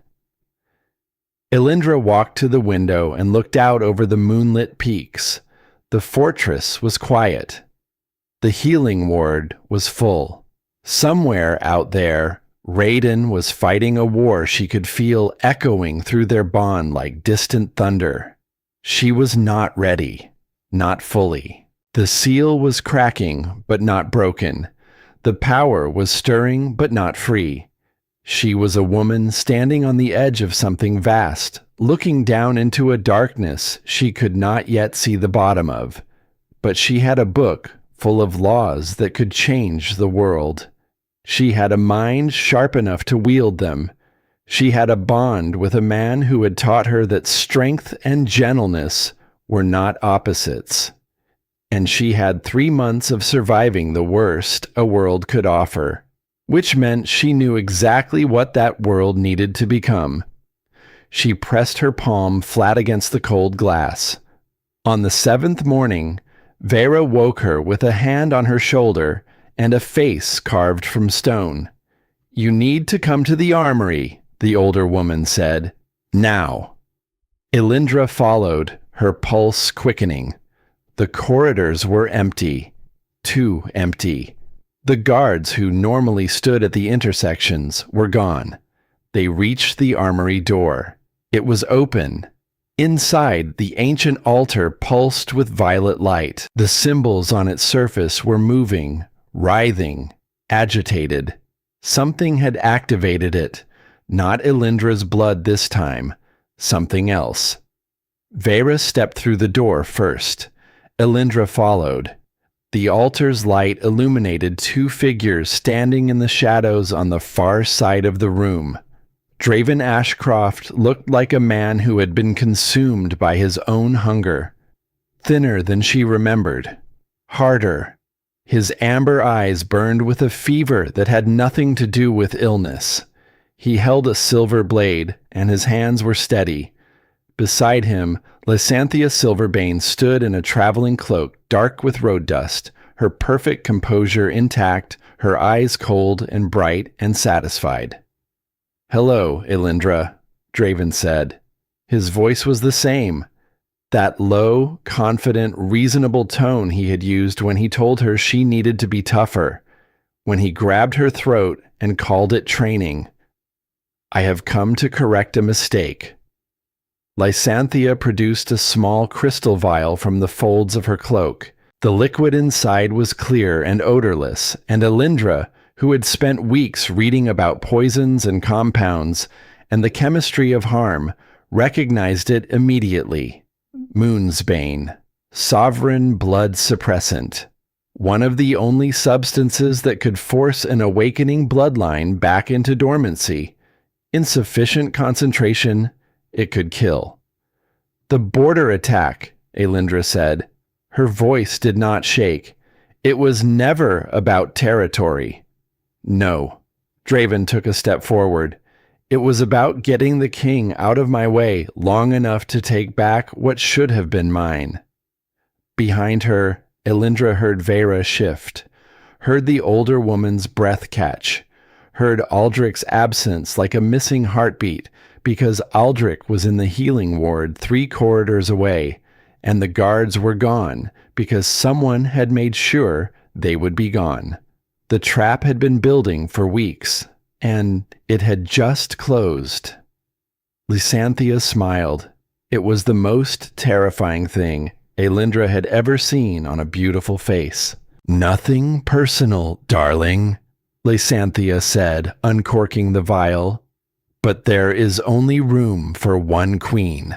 She threw the contents at Aelindra's face. The world went black. Aelindra woke to the smell of ancient stone and rotting wood, and the taste of something chemical burning the back of her throat. Pain came first, a bright, insistent throbbing behind her eyes that pulsed in time with her heartbeat. Then sensation, cold stone beneath her knees, the bite of metal around her wrists, sharp and searing. She tried to move her hands, and fire raced up her arms so violently that a sound escaped her lips before she could catch it. Silver chains, wrapped twice around each wrist, bolted to a stone pillar behind her. The metal burned against her skin with a steady, relentless heat that sent waves of nausea rolling through her stomach. Silver was poison to wolves. Prolonged contact weakened the body, dulled the senses, and suppressed the shift. For an Omega with a barely awakened bloodline held together by a cracking seal, it was agony. She forced her eyes open. The ruins of the moon goddess temple stretched around her in every direction. Broken pillars clawed at a sky she could see through gaps in the collapsed roof. Crumbling walls wore centuries of moss and neglect like funeral shrouds. An altar, not unlike the one in the fortress armory, but far older and far more damaged, stood at the center of the space. Its surface was cracked down the middle, the symbols on its face dark and dead. A sacred place, abandoned. A monument to something the world had decided it no longer needed. Draven sat on a fallen column 10 feet away. running a whetstone along the edge of his silver blade with slow, deliberate strokes. The sound was rhythmic, almost meditative, the sound of a man who had all the time in the world and wanted her to know it. Lysanthiya stood near the broken altar, examining the dead symbols with the detached curiosity of a collector appraising a piece she intended to acquire. Her traveling cloak was gone, replaced by a gown of pale silk that seemed obscene in this place of ruin. She looked pristine, untouched, as if kidnapping and conspiracy were activities that happened beneath her, performed by lesser hands while she simply arrived at the destination. Aelindra tested the chains again, held fast. The silver burned deeper with every movement, eating into her skin like acid. Through the bond she reached for Raiden and found him, far away, still on the eastern front. But something had changed in the quality of his presence. Alarm, fury, a sharp, violent awareness that something was catastrophically wrong. He was coming. She could feel the moment he turned, felt the bond stretch and vibrate like a wire pulled to its breaking point. He was coming with everything he had, but he was hours away, and the woman with the silver dagger was 10 feet from her throat. "She is awake," Lysanthiya said without turning around. Draven looked up. His amber eyes caught the weak light filtering through the ruined roof, and for a moment, just a moment, Aelindra saw the man she had known. The sharp jawline, the broad shoulders, the face that had once looked at her with something she had mistaken for love because she had never known what love actually looked like. Then he smiled, and the resemblance ended. "Good. I want you conscious for this." Aelindra said nothing. She was cataloging the dimensions of the space, the positions of the exits, 2 that she could see, 1 partially blocked by rubble, the distance between herself and the altar, the distance between Lysanthiya and the nearest pillar, the chain length, the angle of the bolts securing her to the stone. 3 months of reading everything she could find: chemistry, architecture, medicine, metallurgy. The knowledge assembled itself behind her eyes with the same crystalline clarity she had felt during the assassin attack. Even in chains, even in pain, her mind was working. "You know what you are now," Draven said. He set down the whetstone and stood, the silver blade catching the light. "Sovereign Moonline. Do you have any idea what that means? The power you carry in your blood?" "I know what it means."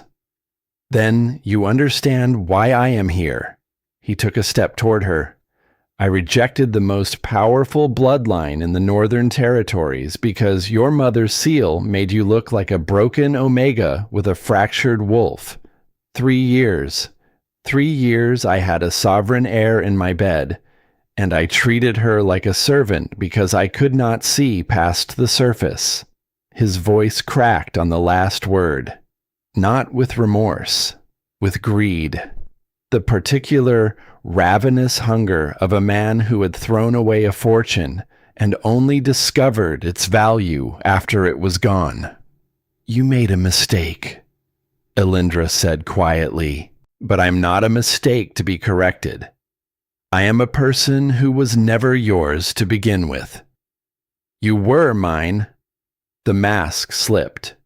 Underneath it was something unhinged, a fury that had curdled into obsession over 3 months of watching the woman he discarded being claimed by a king. "The bond was real. I felt it. And I will feel it again once I force a new one in this temple. You cannot force a sovereign bond. Watch me."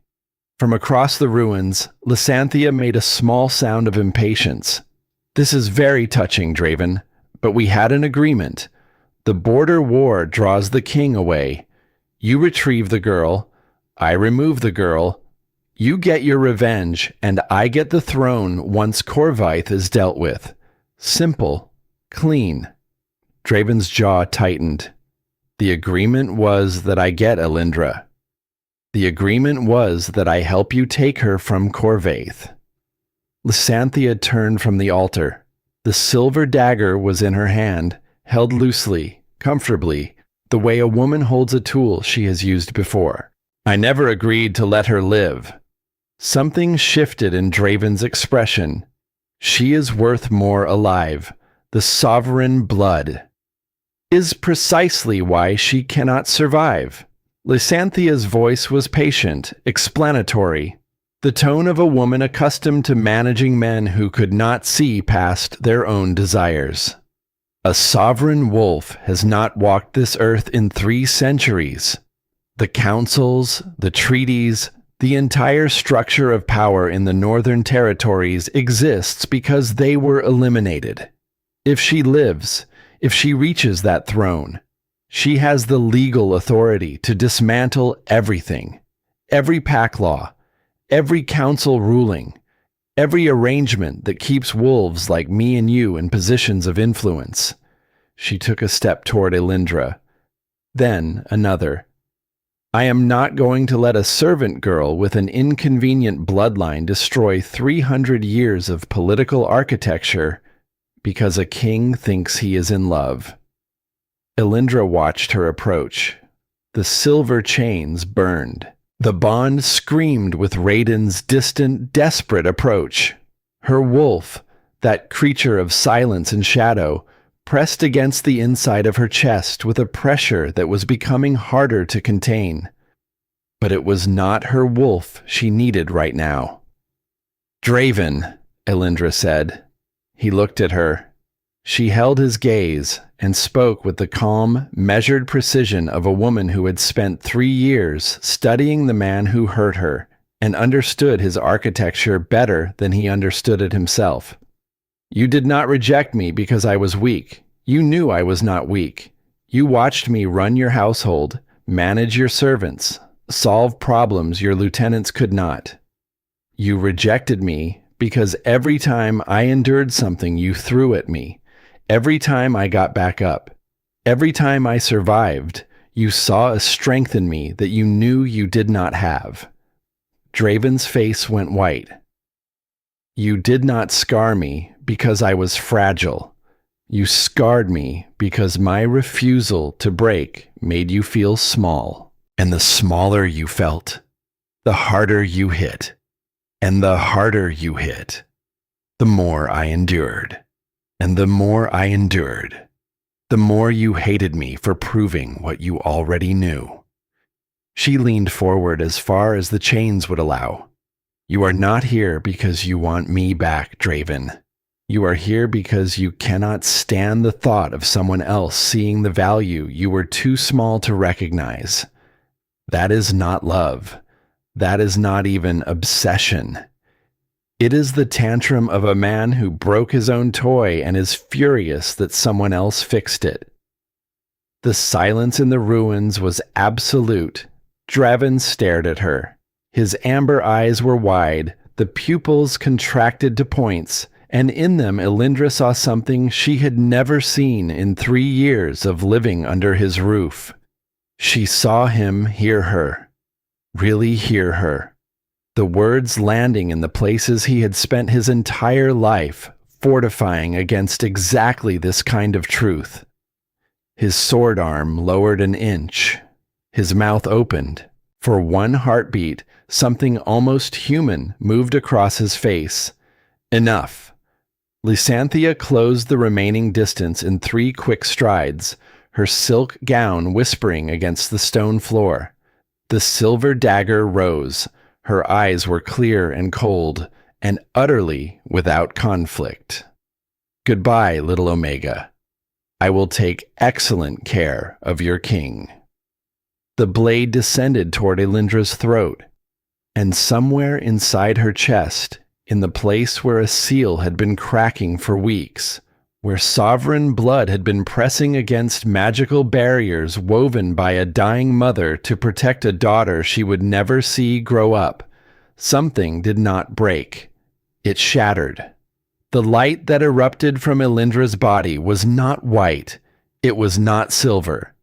It was violet, deep and blinding, the color of the sky at the exact moment between day and night, when the world belongs to neither sun nor moon, but to something older and more powerful than both. It poured from her skin, from her eyes, from the mate mark on her neck, from the scars on her hands, from every place she had ever been wounded. The silver chains did not break. They disintegrated. The metal that had been burning her skin turned to ash and scattered on a wind that had not existed a second ago. Lysantha was thrown backward, the dagger spinning from her hand, her body hitting the far wall of the ruins with a crack that echoed through the ancient stone. Draven staggered, his sword clattering to the ground, his arms raised against the light that was filling the temple like water fills a vessel. Aelindra screamed, not in pain, in release. 3 months of silence, 3 years of submission, a lifetime of being told she was less than, was broken, was not enough. It all came out in a single, devastating sound that shook the pillars of the ruined temple and sent cracks racing through stone that had stood for 1,000 years. The shift took her like a wave. Bones broke and reformed in the same breath. Muscles tore apart and reassembled into configurations that should have been impossible. Fur erupted from skin that had never known its true texture. The agony was exquisite, total, purifying. The pain of becoming something the world had tried to prevent her from being. When it was over, the woman was gone. In her place stood a wolf. Not gray, not white, not any color that existed in the natural world. Silver. Pure, luminous, impossible silver, as if someone had captured moonlight and given it a body and teeth and eyes that burned violet like twin dying stars. She was enormous, larger than any Alpha Aelindra had ever seen, larger than the wolves in the old paintings that hung in Raiden's library, larger than the legends said the sovereign wolves had been before the councils hunted them to extinction. The sovereign moonline, awake, alive, standing in the ruins of a temple dedicated to the goddess whose blood ran in her veins. Draven pressed himself against the wall. His face was the color of bone. His amber eyes were wide with a terror so complete it had erased every other emotion.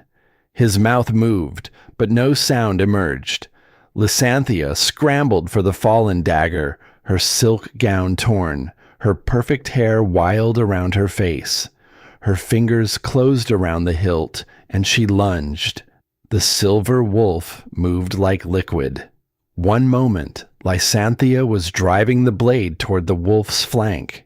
The next moment, massive jaws closed around her wrist with a precision that was almost surgical, not crushing, controlling. Lysantha shrieked as the dagger fell from nerveless fingers. The wolf opened its mouth and released her, then swept one enormous paw across her midsection and sent her tumbling across the stone floor. Not dead, not even badly wounded. Simply removed, dismissed. A threat evaluated and neutralized with the minimum necessary force by a creature that could have torn her apart and chose not to. The silver wolf turned to Draven. She stalked toward him with a slow, deliberate gait that gave him time to understand what was happening. Each massive paw struck the stone floor with a sound like a heartbeat. The violet eyes never blinked. The lips drew back, revealing teeth that gleamed like polished ivory in the fading violet light. Draven backed into a corner. His hands found the wall behind him and pressed flat against the stone as if he could push himself through it. His legs buckled. He slid to the ground, his sword forgotten on the floor 5 feet away. and for the first time in the 3 years Aelindra had known him, Draven Ashcroft looked up at her from below.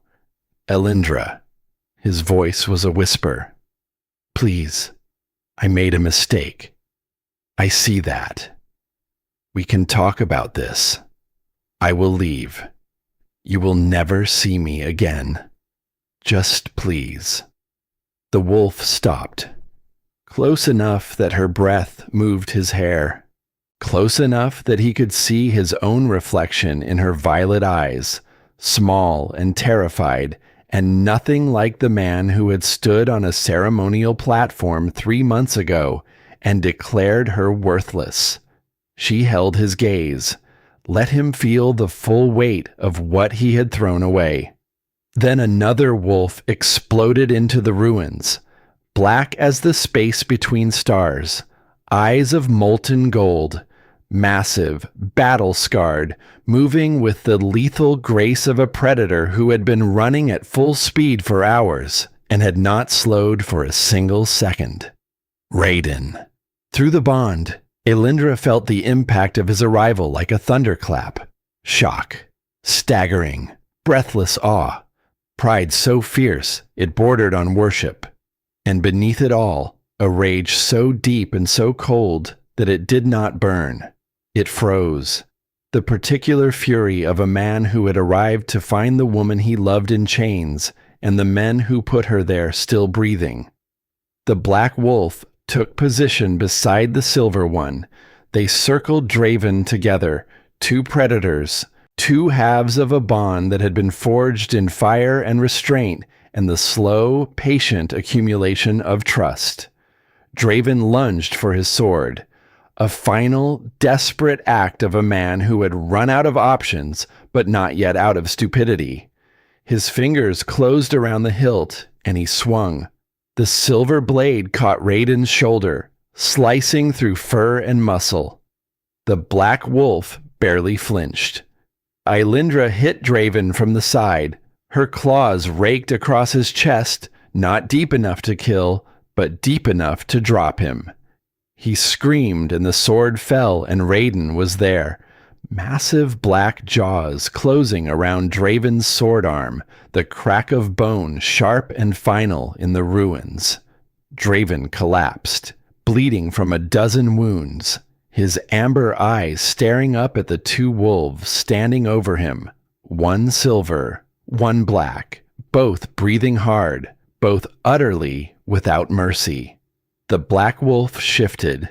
Raiden stood in the ruins, bare and blood-streaked, the wound on his shoulder already beginning to close. His expression was carved from the same stone as the temple walls. He reached down and grabbed Draven by the throat, lifting him to his knees. "You touched my mate." His voice was quiet. Quiet the way an avalanche is quiet in the moment before it moves. "You chained her in silver. You brought her to this place to force a bond that was never yours to claim." His fingers tightened. Draven choked. "There is no mercy for that." "Raiden." The silver wolf had shifted. Aelindra stood on shaking legs, covered in dirt and blood, her clothes destroyed, the mate mark on her neck blazing silver in the dim light. Her eyes were hazel again, but threaded with violet, like cracks in a shell showing the light beneath. She walked to where Draven knelt, looked down at the man who had shaped 3 years of her life through cruelty and control, and the systematic destruction of her belief in her own worth. "Do not kill him." Raiden's eyes snapped to hers, incredulous. "He deserves death." "Yes." Aelindra's voice was steady. "He does, and death would be quick and clean and final, and in a month no one would remember his name." She crouched in front of Draven. He could not meet her eyes. She waited until he did. "I want you to live, Draven Ashcroft. I want you to go back to your pack and tell them everything you saw tonight. I want you to describe the wolf I became, the sovereign wolf you had in your hands for 3 years, and threw away because you were too small to see her. Her voice did not shake. It did not rise. It carried the terrifying calm authority of a woman who had finally, completely, irreversibly understood her own power. I want every wolf in the Northern Territories to know that you rejected the sovereign heir, that you scarred her, that you made her scrub your floors, and that she rose anyway. I want them to hear it from your mouth so there can be no doubt. She stood. Every time you see a coin with my face on it, every time you hear the name of the Silver Queen, every time a wolf in your pack looks at you and remembers what you did, you will carry that weight, not for a moment, not for a year, for the rest of your life. That is my justice, Draven. Not death. Memory. Understanding moved across Raiden's face, slow, then total. He smiled, and it was the most dangerous expression Aelindra had ever seen on a human face.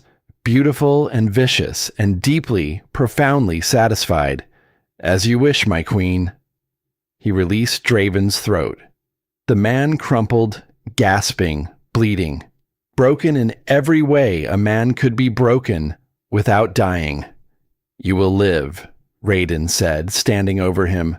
You will return to your pack, and you will watch from a distance as the woman you discarded becomes everything you will never touch. He stepped back. Now get out of my sight, before she changes her mind, or worse, before I change mine. Draven crawled. He did not walk. He did not run. He crawled through the dust and the rubble and the ruins of a temple dedicated to a goddess whose heir he had rejected, and he disappeared into the darkness, trailing blood and silence behind him. Guards who had followed Raiden seized Lysantha as she tried to slip through the far exit. Her composure was gone. Tears streaked mascara down her perfect face, and she fought against the hands holding her with a desperation that was ugly and human and entirely stripped of the elegance she had worn like armor. Your punishment will be decided by the council, Raiden said without looking at her. But know this, you will never set foot in my territory again. They dragged her away. Her screams echoed off the ancient stone and faded into distance, and then into nothing. And then they were alone. Raiden and Aelindra stood in the ruins of the Moon Goddess Temple, both covered in blood, both breathing hard, both trembling with adrenaline and exhaustion and the sheer, overwhelming enormity of what had just happened. Through the bond, Aelindra felt everything he was feeling. Relief so profound it buckled his knees. Pride that filled him like light fills a room. And love. Love so fierce and so vast and so terrifyingly vulnerable that it made the sovereign power in her blood feel small by comparison. You are magnificent, he whispered. Then he was kissing her. Not the claim in the Great Hall, not the desperate marking in the fortress. This was soul deep, recognition not just of mate, but of equal. Two people who had faced the worst the world could build and had stood inside it together and had not broken. The mate mark blazed, the bond that had been partially sealed for weeks, waiting for the shared trial that would complete it, recognized what had just happened.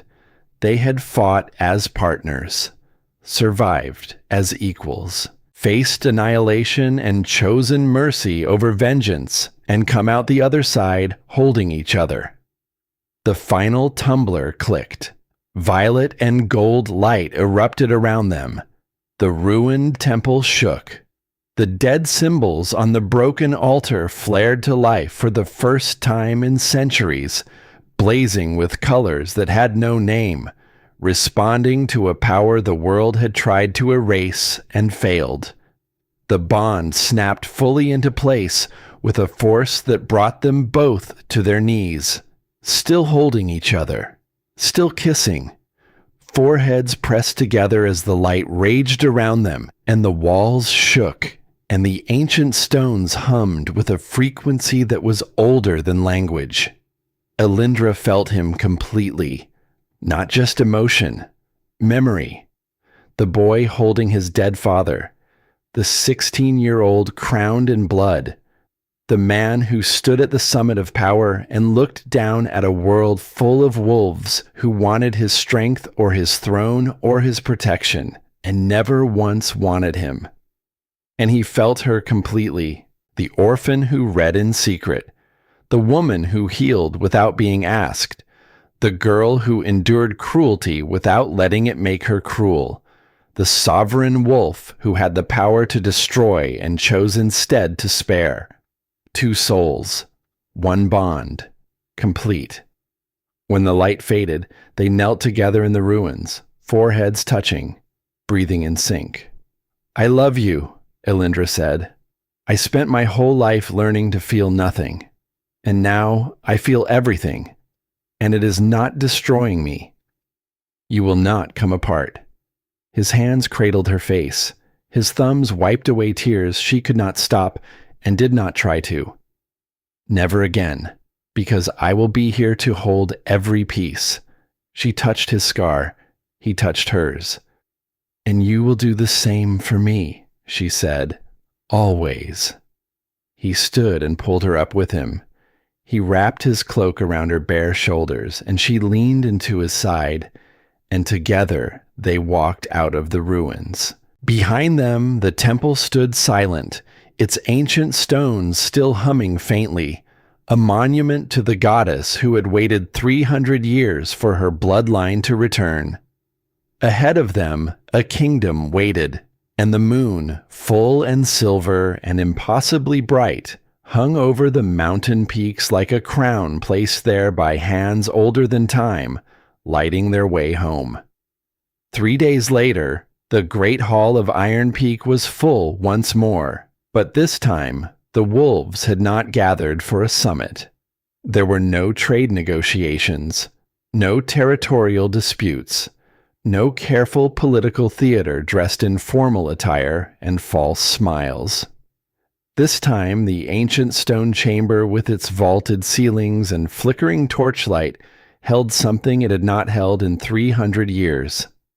A coronation.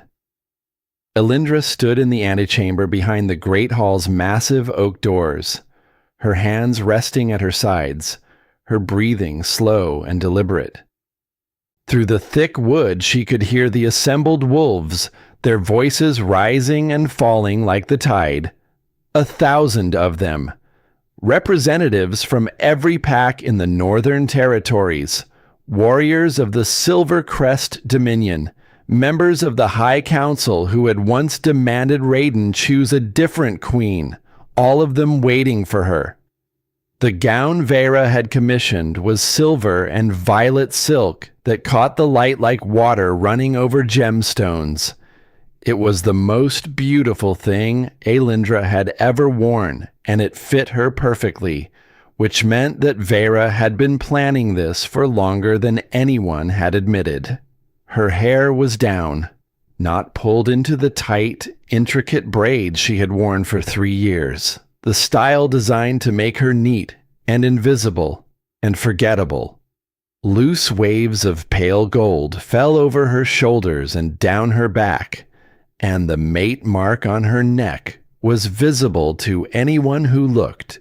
It glowed faintly silver, pulsing with the steady rhythm of a bond that was no longer incomplete. Vera appeared beside her. The older woman was dressed in formal gray, her silver hair pulled back in the practical braid she always wore, her posture straight as a blade. She looked at Aelindra for a long moment without speaking.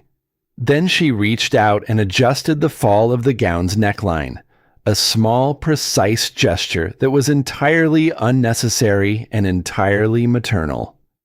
"I served your mother," Vera said. Aelindra went still. She came through these mountains 23 years ago, pregnant, alone, running from the councils that had ordered the sovereign moonline exterminated. Vera's voice was steady, but her hands trembled against the silk. She stayed one night in this fortress. I was young then, barely older than you are now. I did not know what she was. I only knew she was frightened and exhausted, and that she held her belly as if the child inside it was the last precious thing left in the world. Vera's gray eyes met Aelindra's. She asked me to remember her daughter's face, in case the day ever came when that daughter needed someone to recognize her. Aelindra's throat closed. You knew, all this time. I suspected, the night the king brought you to the library, and you went straight to the medical texts instead of the mirrors. I was certain. A ghost of a smile crossed Vera's weathered face. Your mother would have done the same thing. Vera placed both hands on Aelindra's shoulders. Her grip was firm and warm and unshakable. She would be proud of you, child. Not because of the crown, because of who you are without it. Aelindra covered Vera's hands with her own and held on for 3 heartbeats. Then she let go, straightened her spine, lifted her chin. Open the doors. The great hall erupted in silence when she appeared, not the hostile silence of the summit when 1,000 wolves had watched a servant girl be kissed by a king and did not know what to make of it. This was different. This was reverence. Aelindra felt it settle over the hall like snowfall, soft and total and transforming everything it touched. She walked down the center aisle alone. That had been her decision. No escort, no guard, no procession of attendants to frame her importance. She would walk to the throne the same way she had walked through every difficult thing in her life, on her own 2 feet. The wolves on either side of the aisle watched her pass. Some bowed their heads. Some pressed fists to their chests in the old salute. A female warrior in the 3rd row, gray-haired and missing 2 fingers on her left hand, reached out and touched the hem of Aelindra's gown as she passed. A blessing. A recognition from one survivor to another. Aldrich stood at the front of the assembled guard, cleaned and armored and looking nothing like the wounded boy she had stitched together in the healing ward. His eyes were bright. His fist was pressed to his heart. When Aelindra caught his gaze, he mouthed 2 words, "My lady." She nodded once, a queen acknowledging a debt she would never forget. Raiden waited at the end of the aisle. He wore the formal regalia of the Alpha King, black and silver, the coat embroidered with the running wolves of the Corvaith line. The scar on his cheek caught the torchlight. His dark eyes found hers across the length of the hall and held. And through the bond, she felt what he was feeling with a clarity that almost stopped her feet. Pride. Not the sharp, possessive pride of a man displaying a conquest. The deep, quiet, aching pride of a man watching the woman he loved walk toward the thing she had earned, and knowing that his role in this moment was not to lead her to the crown, but to stand beside her while she claimed it. She reached the dais. He extended his hand. She took it. His fingers closed around hers, and the bond sang between them, a harmony that the assembled wolves could not hear but could somehow feel, because a ripple of something passed through the hall, a shiver of recognition, the collective instinct of 1,000 predators acknowledging something greater than themselves. An elder stepped forward, ancient, bent with age but not with weakness, her white hair braided with silver thread, her ceremonial robes heavy with embroidered symbols that predated every pack in the territory. She carried a crown. It was not large, not ornate. It was forged of silver and set with moonstones that caught the light like captured stars. And it was old. Older than the fortress, older than the summit, older than the political structures that had governed the northern territories for 3 centuries. It was the sovereign crown, brought out of a vault where it had gathered dust since the last moonline wolf was hunted down and killed, and it had been waiting. Aelindra Thornveil Corvaith. The elder's voice was thin with age, but carried to every corner of the vast hall, by blood and by bond, by trial and by triumph. Do you accept the crown of the Silver Crest Dominion? Do you vow to protect this kingdom and its people with all that you are? Aelindra looked at the crown, then at the hall full of wolves who had watched her serve drinks 3 days ago, then at Raiden, whose thumb was tracing small circles on the back of her hand, a gesture so small and so intimate that it belonged in a library by a fire, and not on a dais before 1,000 witnesses. "I do," she said. Her voice rang clear and strong through the hall. No crack, no tremor. The voice of a woman who had whispered for 3 years and had finally found her volume. The crown settled on her head. It was lighter than she expected, or perhaps she was stronger than she knew.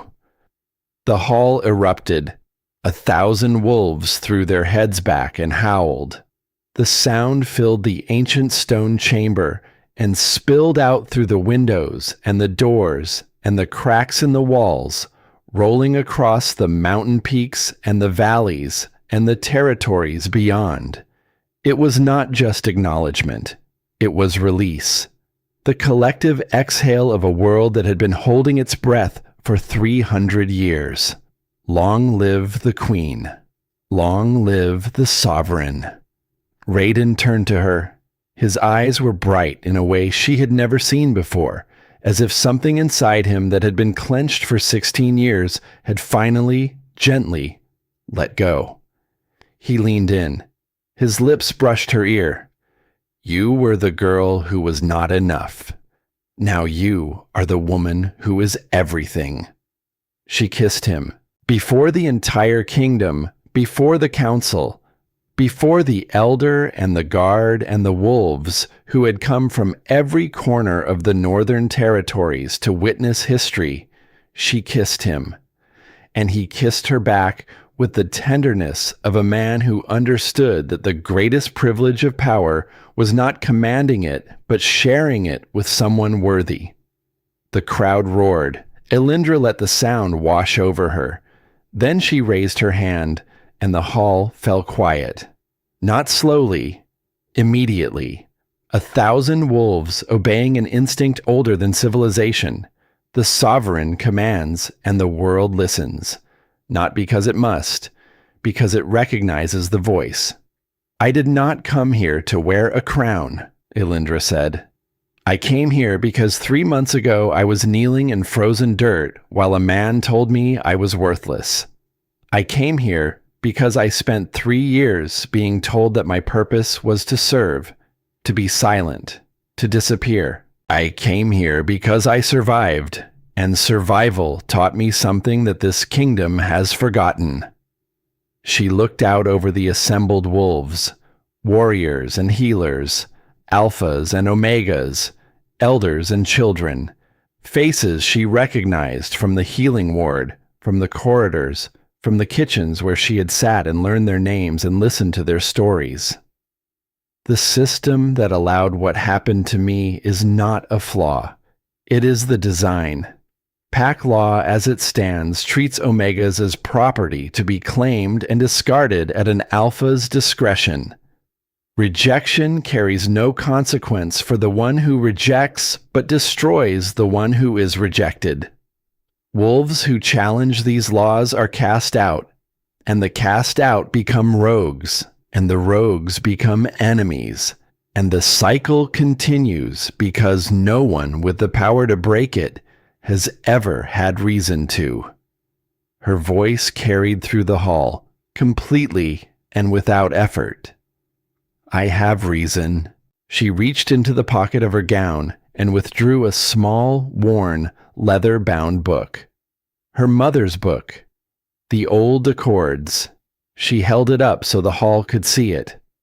Article 41, Section 9 of the Old Accords grants a wolf of the sovereign moon line the right to reform any pack law found to be in violation of the original covenant between wolf and moon.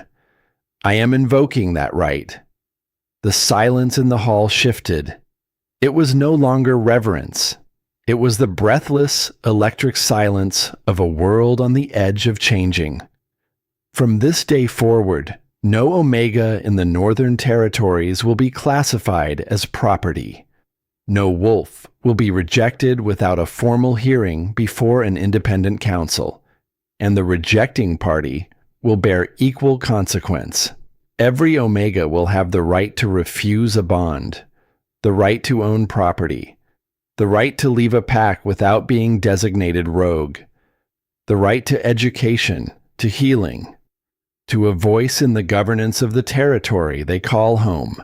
She closed the book and held it against her chest. Every wolf in this kingdom will have a voice, and every wolf will have a choice. Those are not privileges to be earned. They are rights, and they begin now. The silence held for one more heartbeat. 2, 3. Then a sound rose from the back of the hall, thin at first, wavering. The howl of a single wolf, old and female, her voice cracked with age and trembling with something that was not weakness, but the specific, devastating strength of a woman who had waited her entire life to hear those words spoken aloud. The Omega Elder stood alone, tears streaming down her weathered face, her head thrown back, howling. Another voice joined, a younger Omega, near the middle of the hall. Then another. Then a cluster of 3, standing together, holding each other's hands. The howls spread like fire through dry grass, one voice becoming 10, becoming 100. Omegas who had been silent their entire lives, finding their voices in the same moment, in the same hall, under the same crown. Then something happened that Aelindra had not expected. The alphas began to kneel. Not all at once. The first was the gray-haired female warrior who had touched Aelindra's hem. She dropped to one knee, fist pressed to her chest, head bowed. The warrior beside her followed. Then the row behind them. Then the next. It moved through the hall like a wave, like the bowing that had greeted Raiden on the night of the summit, but different in a way that mattered. They were not kneeling before a title. They were not submitting to power. They were choosing, each one of them, individually and freely, to recognize something they had never been offered before. A queen who was not asking for their obedience. A queen who was offering them their freedom. In the very back of the hall, barely visible in the shadows near the great oak doors, Draven Ashcroft stood with the remnants of his pack. His face was a mask. His amber eyes watched the woman he had rejected, the woman he had scarred, the woman he had kneeled in frozen dirt and called worthless, as she wore a crown and changed the world. He did not kneel, but he did not look away.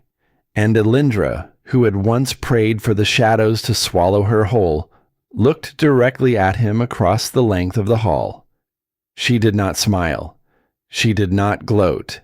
She simply let him see her, fully, completely. The girl he broke and the queen she became, and the sovereign wolf that had been inside her all along, waiting for the world to stop trying to keep her small. Then she looked away.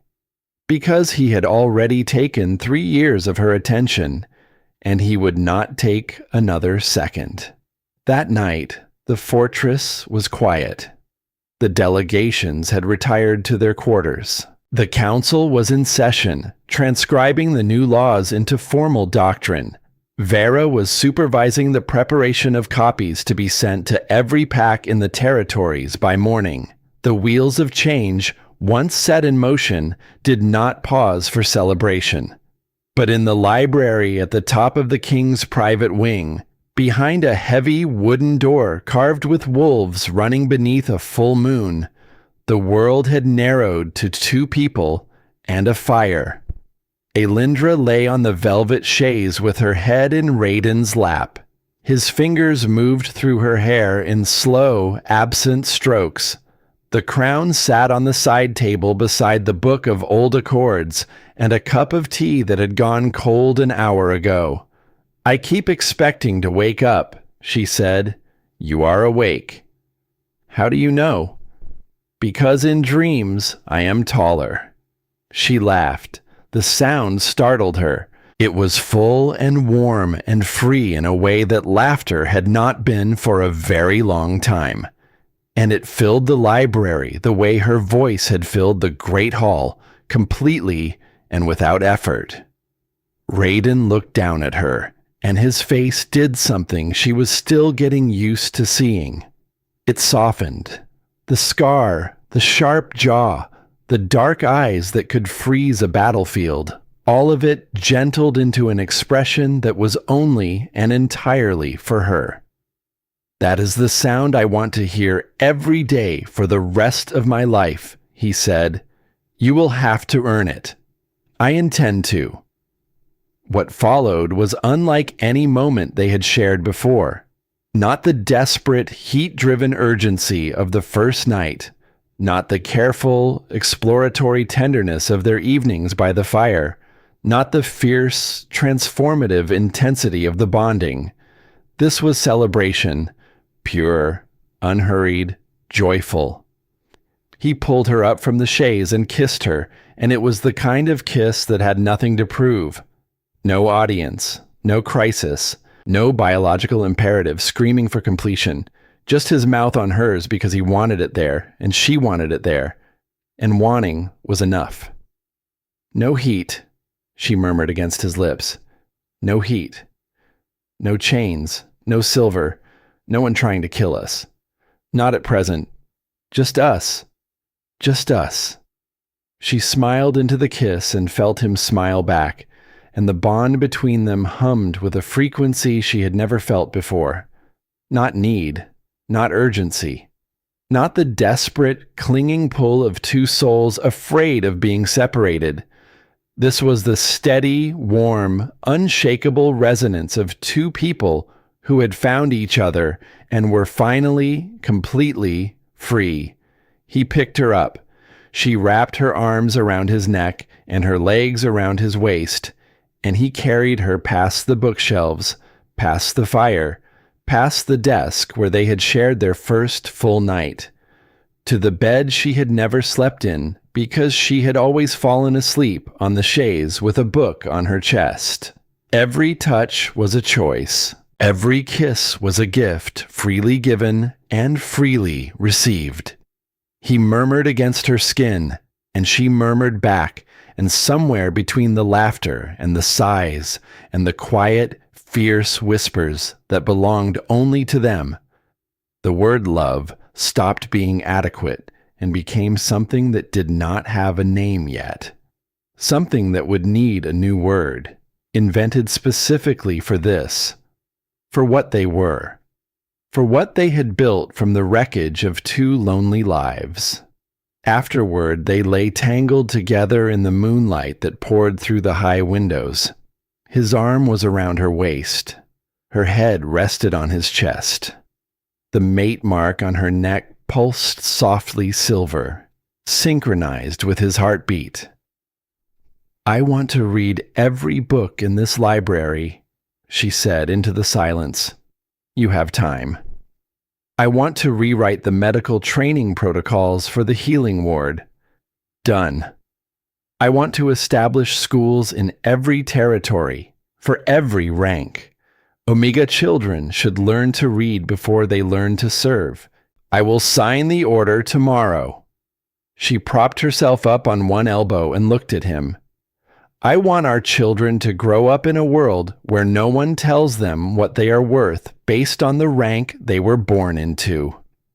Raiden placed his hand over her stomach.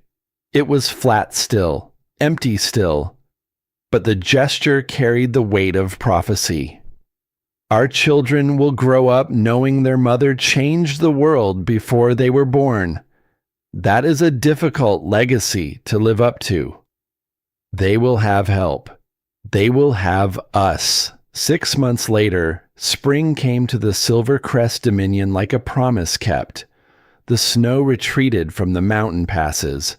Rivers swelled with meltwater, and the valleys below the fortress burst into color. Wildflowers spreading across the meadows in waves of purple and gold and white. The air smelled of thaw and new growth and the particular, indefinable scent of a world beginning again. Aelindra stood on the balcony of the library, one hand resting on the swell of her pregnant belly. Twins, the healer had confirmed the previous week. A boy and a girl. Both carried the faint silver shimmer of the sovereign line beneath their skin, visible only in certain light, like a secret waiting to be told. Raiden came up behind her and wrapped his arms around her waist. His hands covered hers on her stomach. His chin rested on her shoulder. Through the bond, she felt his contentment, vast and warm and entirely new to him. The unfamiliar luxury of a man who had spent 16 years at war discovering what peace felt like. They are restless today, she said, feeling the flutter of movement beneath her palms. They take after their mother, strong, stubborn, absolutely unwilling to be ignored. She leaned back against his chest and looked out over the kingdom they were building together. Not just ruling, building. Below the fortress, the training grounds now held classes for wolves of every rank. In the villages, Omega children sat beside Alpha children in schools that had not existed 6 months ago. At the borders, the rogue wolves who chose to return were being processed through a resettlement system Aelindra had designed herself. Each one offered shelter, medical care, and a choice: stay or go. No conditions, no obligations. Just the radical, revolutionary act of being treated like a person. Not all of them stayed. Not all of the old guard accepted the changes.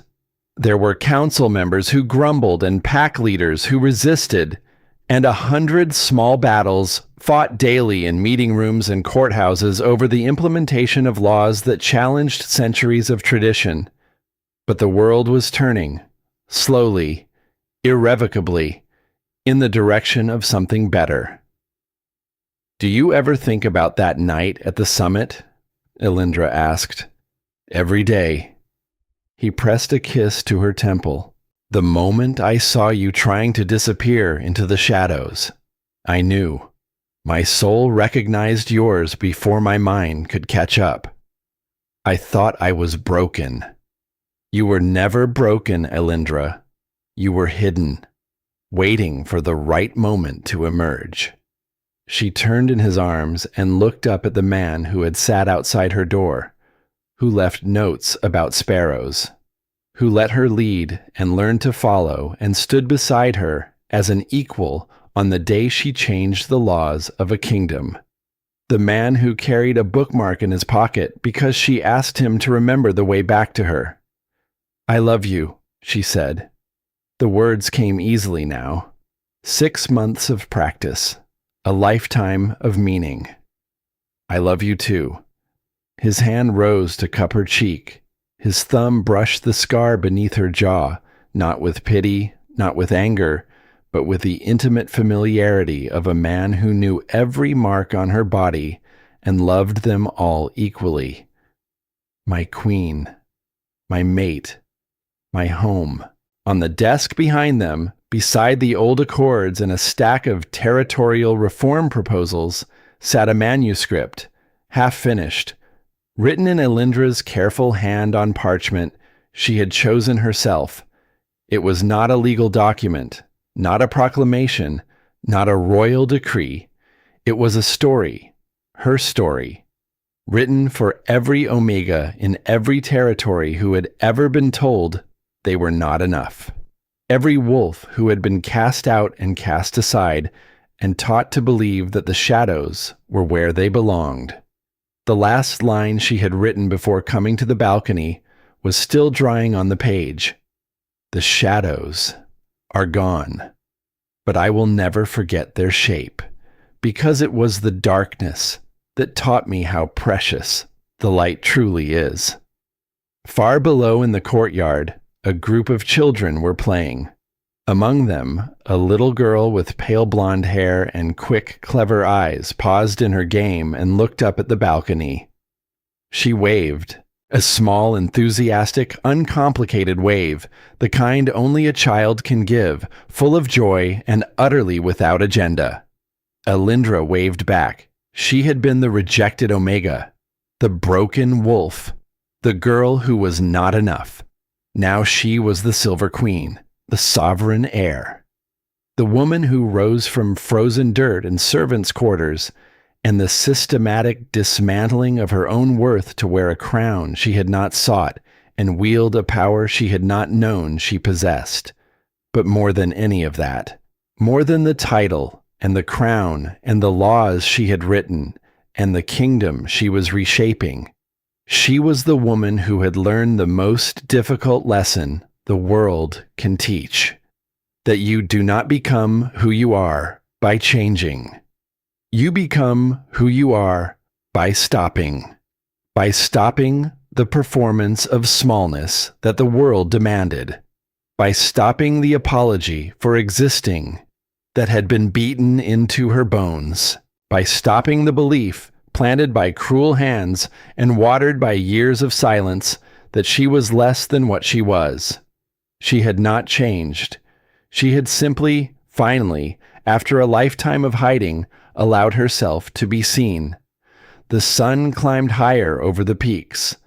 The silver crest dominion stretched out below the balcony, vast and green and full of wolves who were learning, slowly and imperfectly and with great courage, how to build a world where every voice mattered and every choice was honored. Raiden's arms tightened around her. The twins kicked, the bond hummed, and above them, in a sky so blue it hurt to look at, a single hawk circled on a thermal, rising higher and higher until it was nothing but a speck against the infinite, soaring the way all living things are meant to soar when nothing holds them down. Aelindra watched it go. Then she smiled, turned from the balcony, and went back inside to finish writing her story. There was still so much to tell.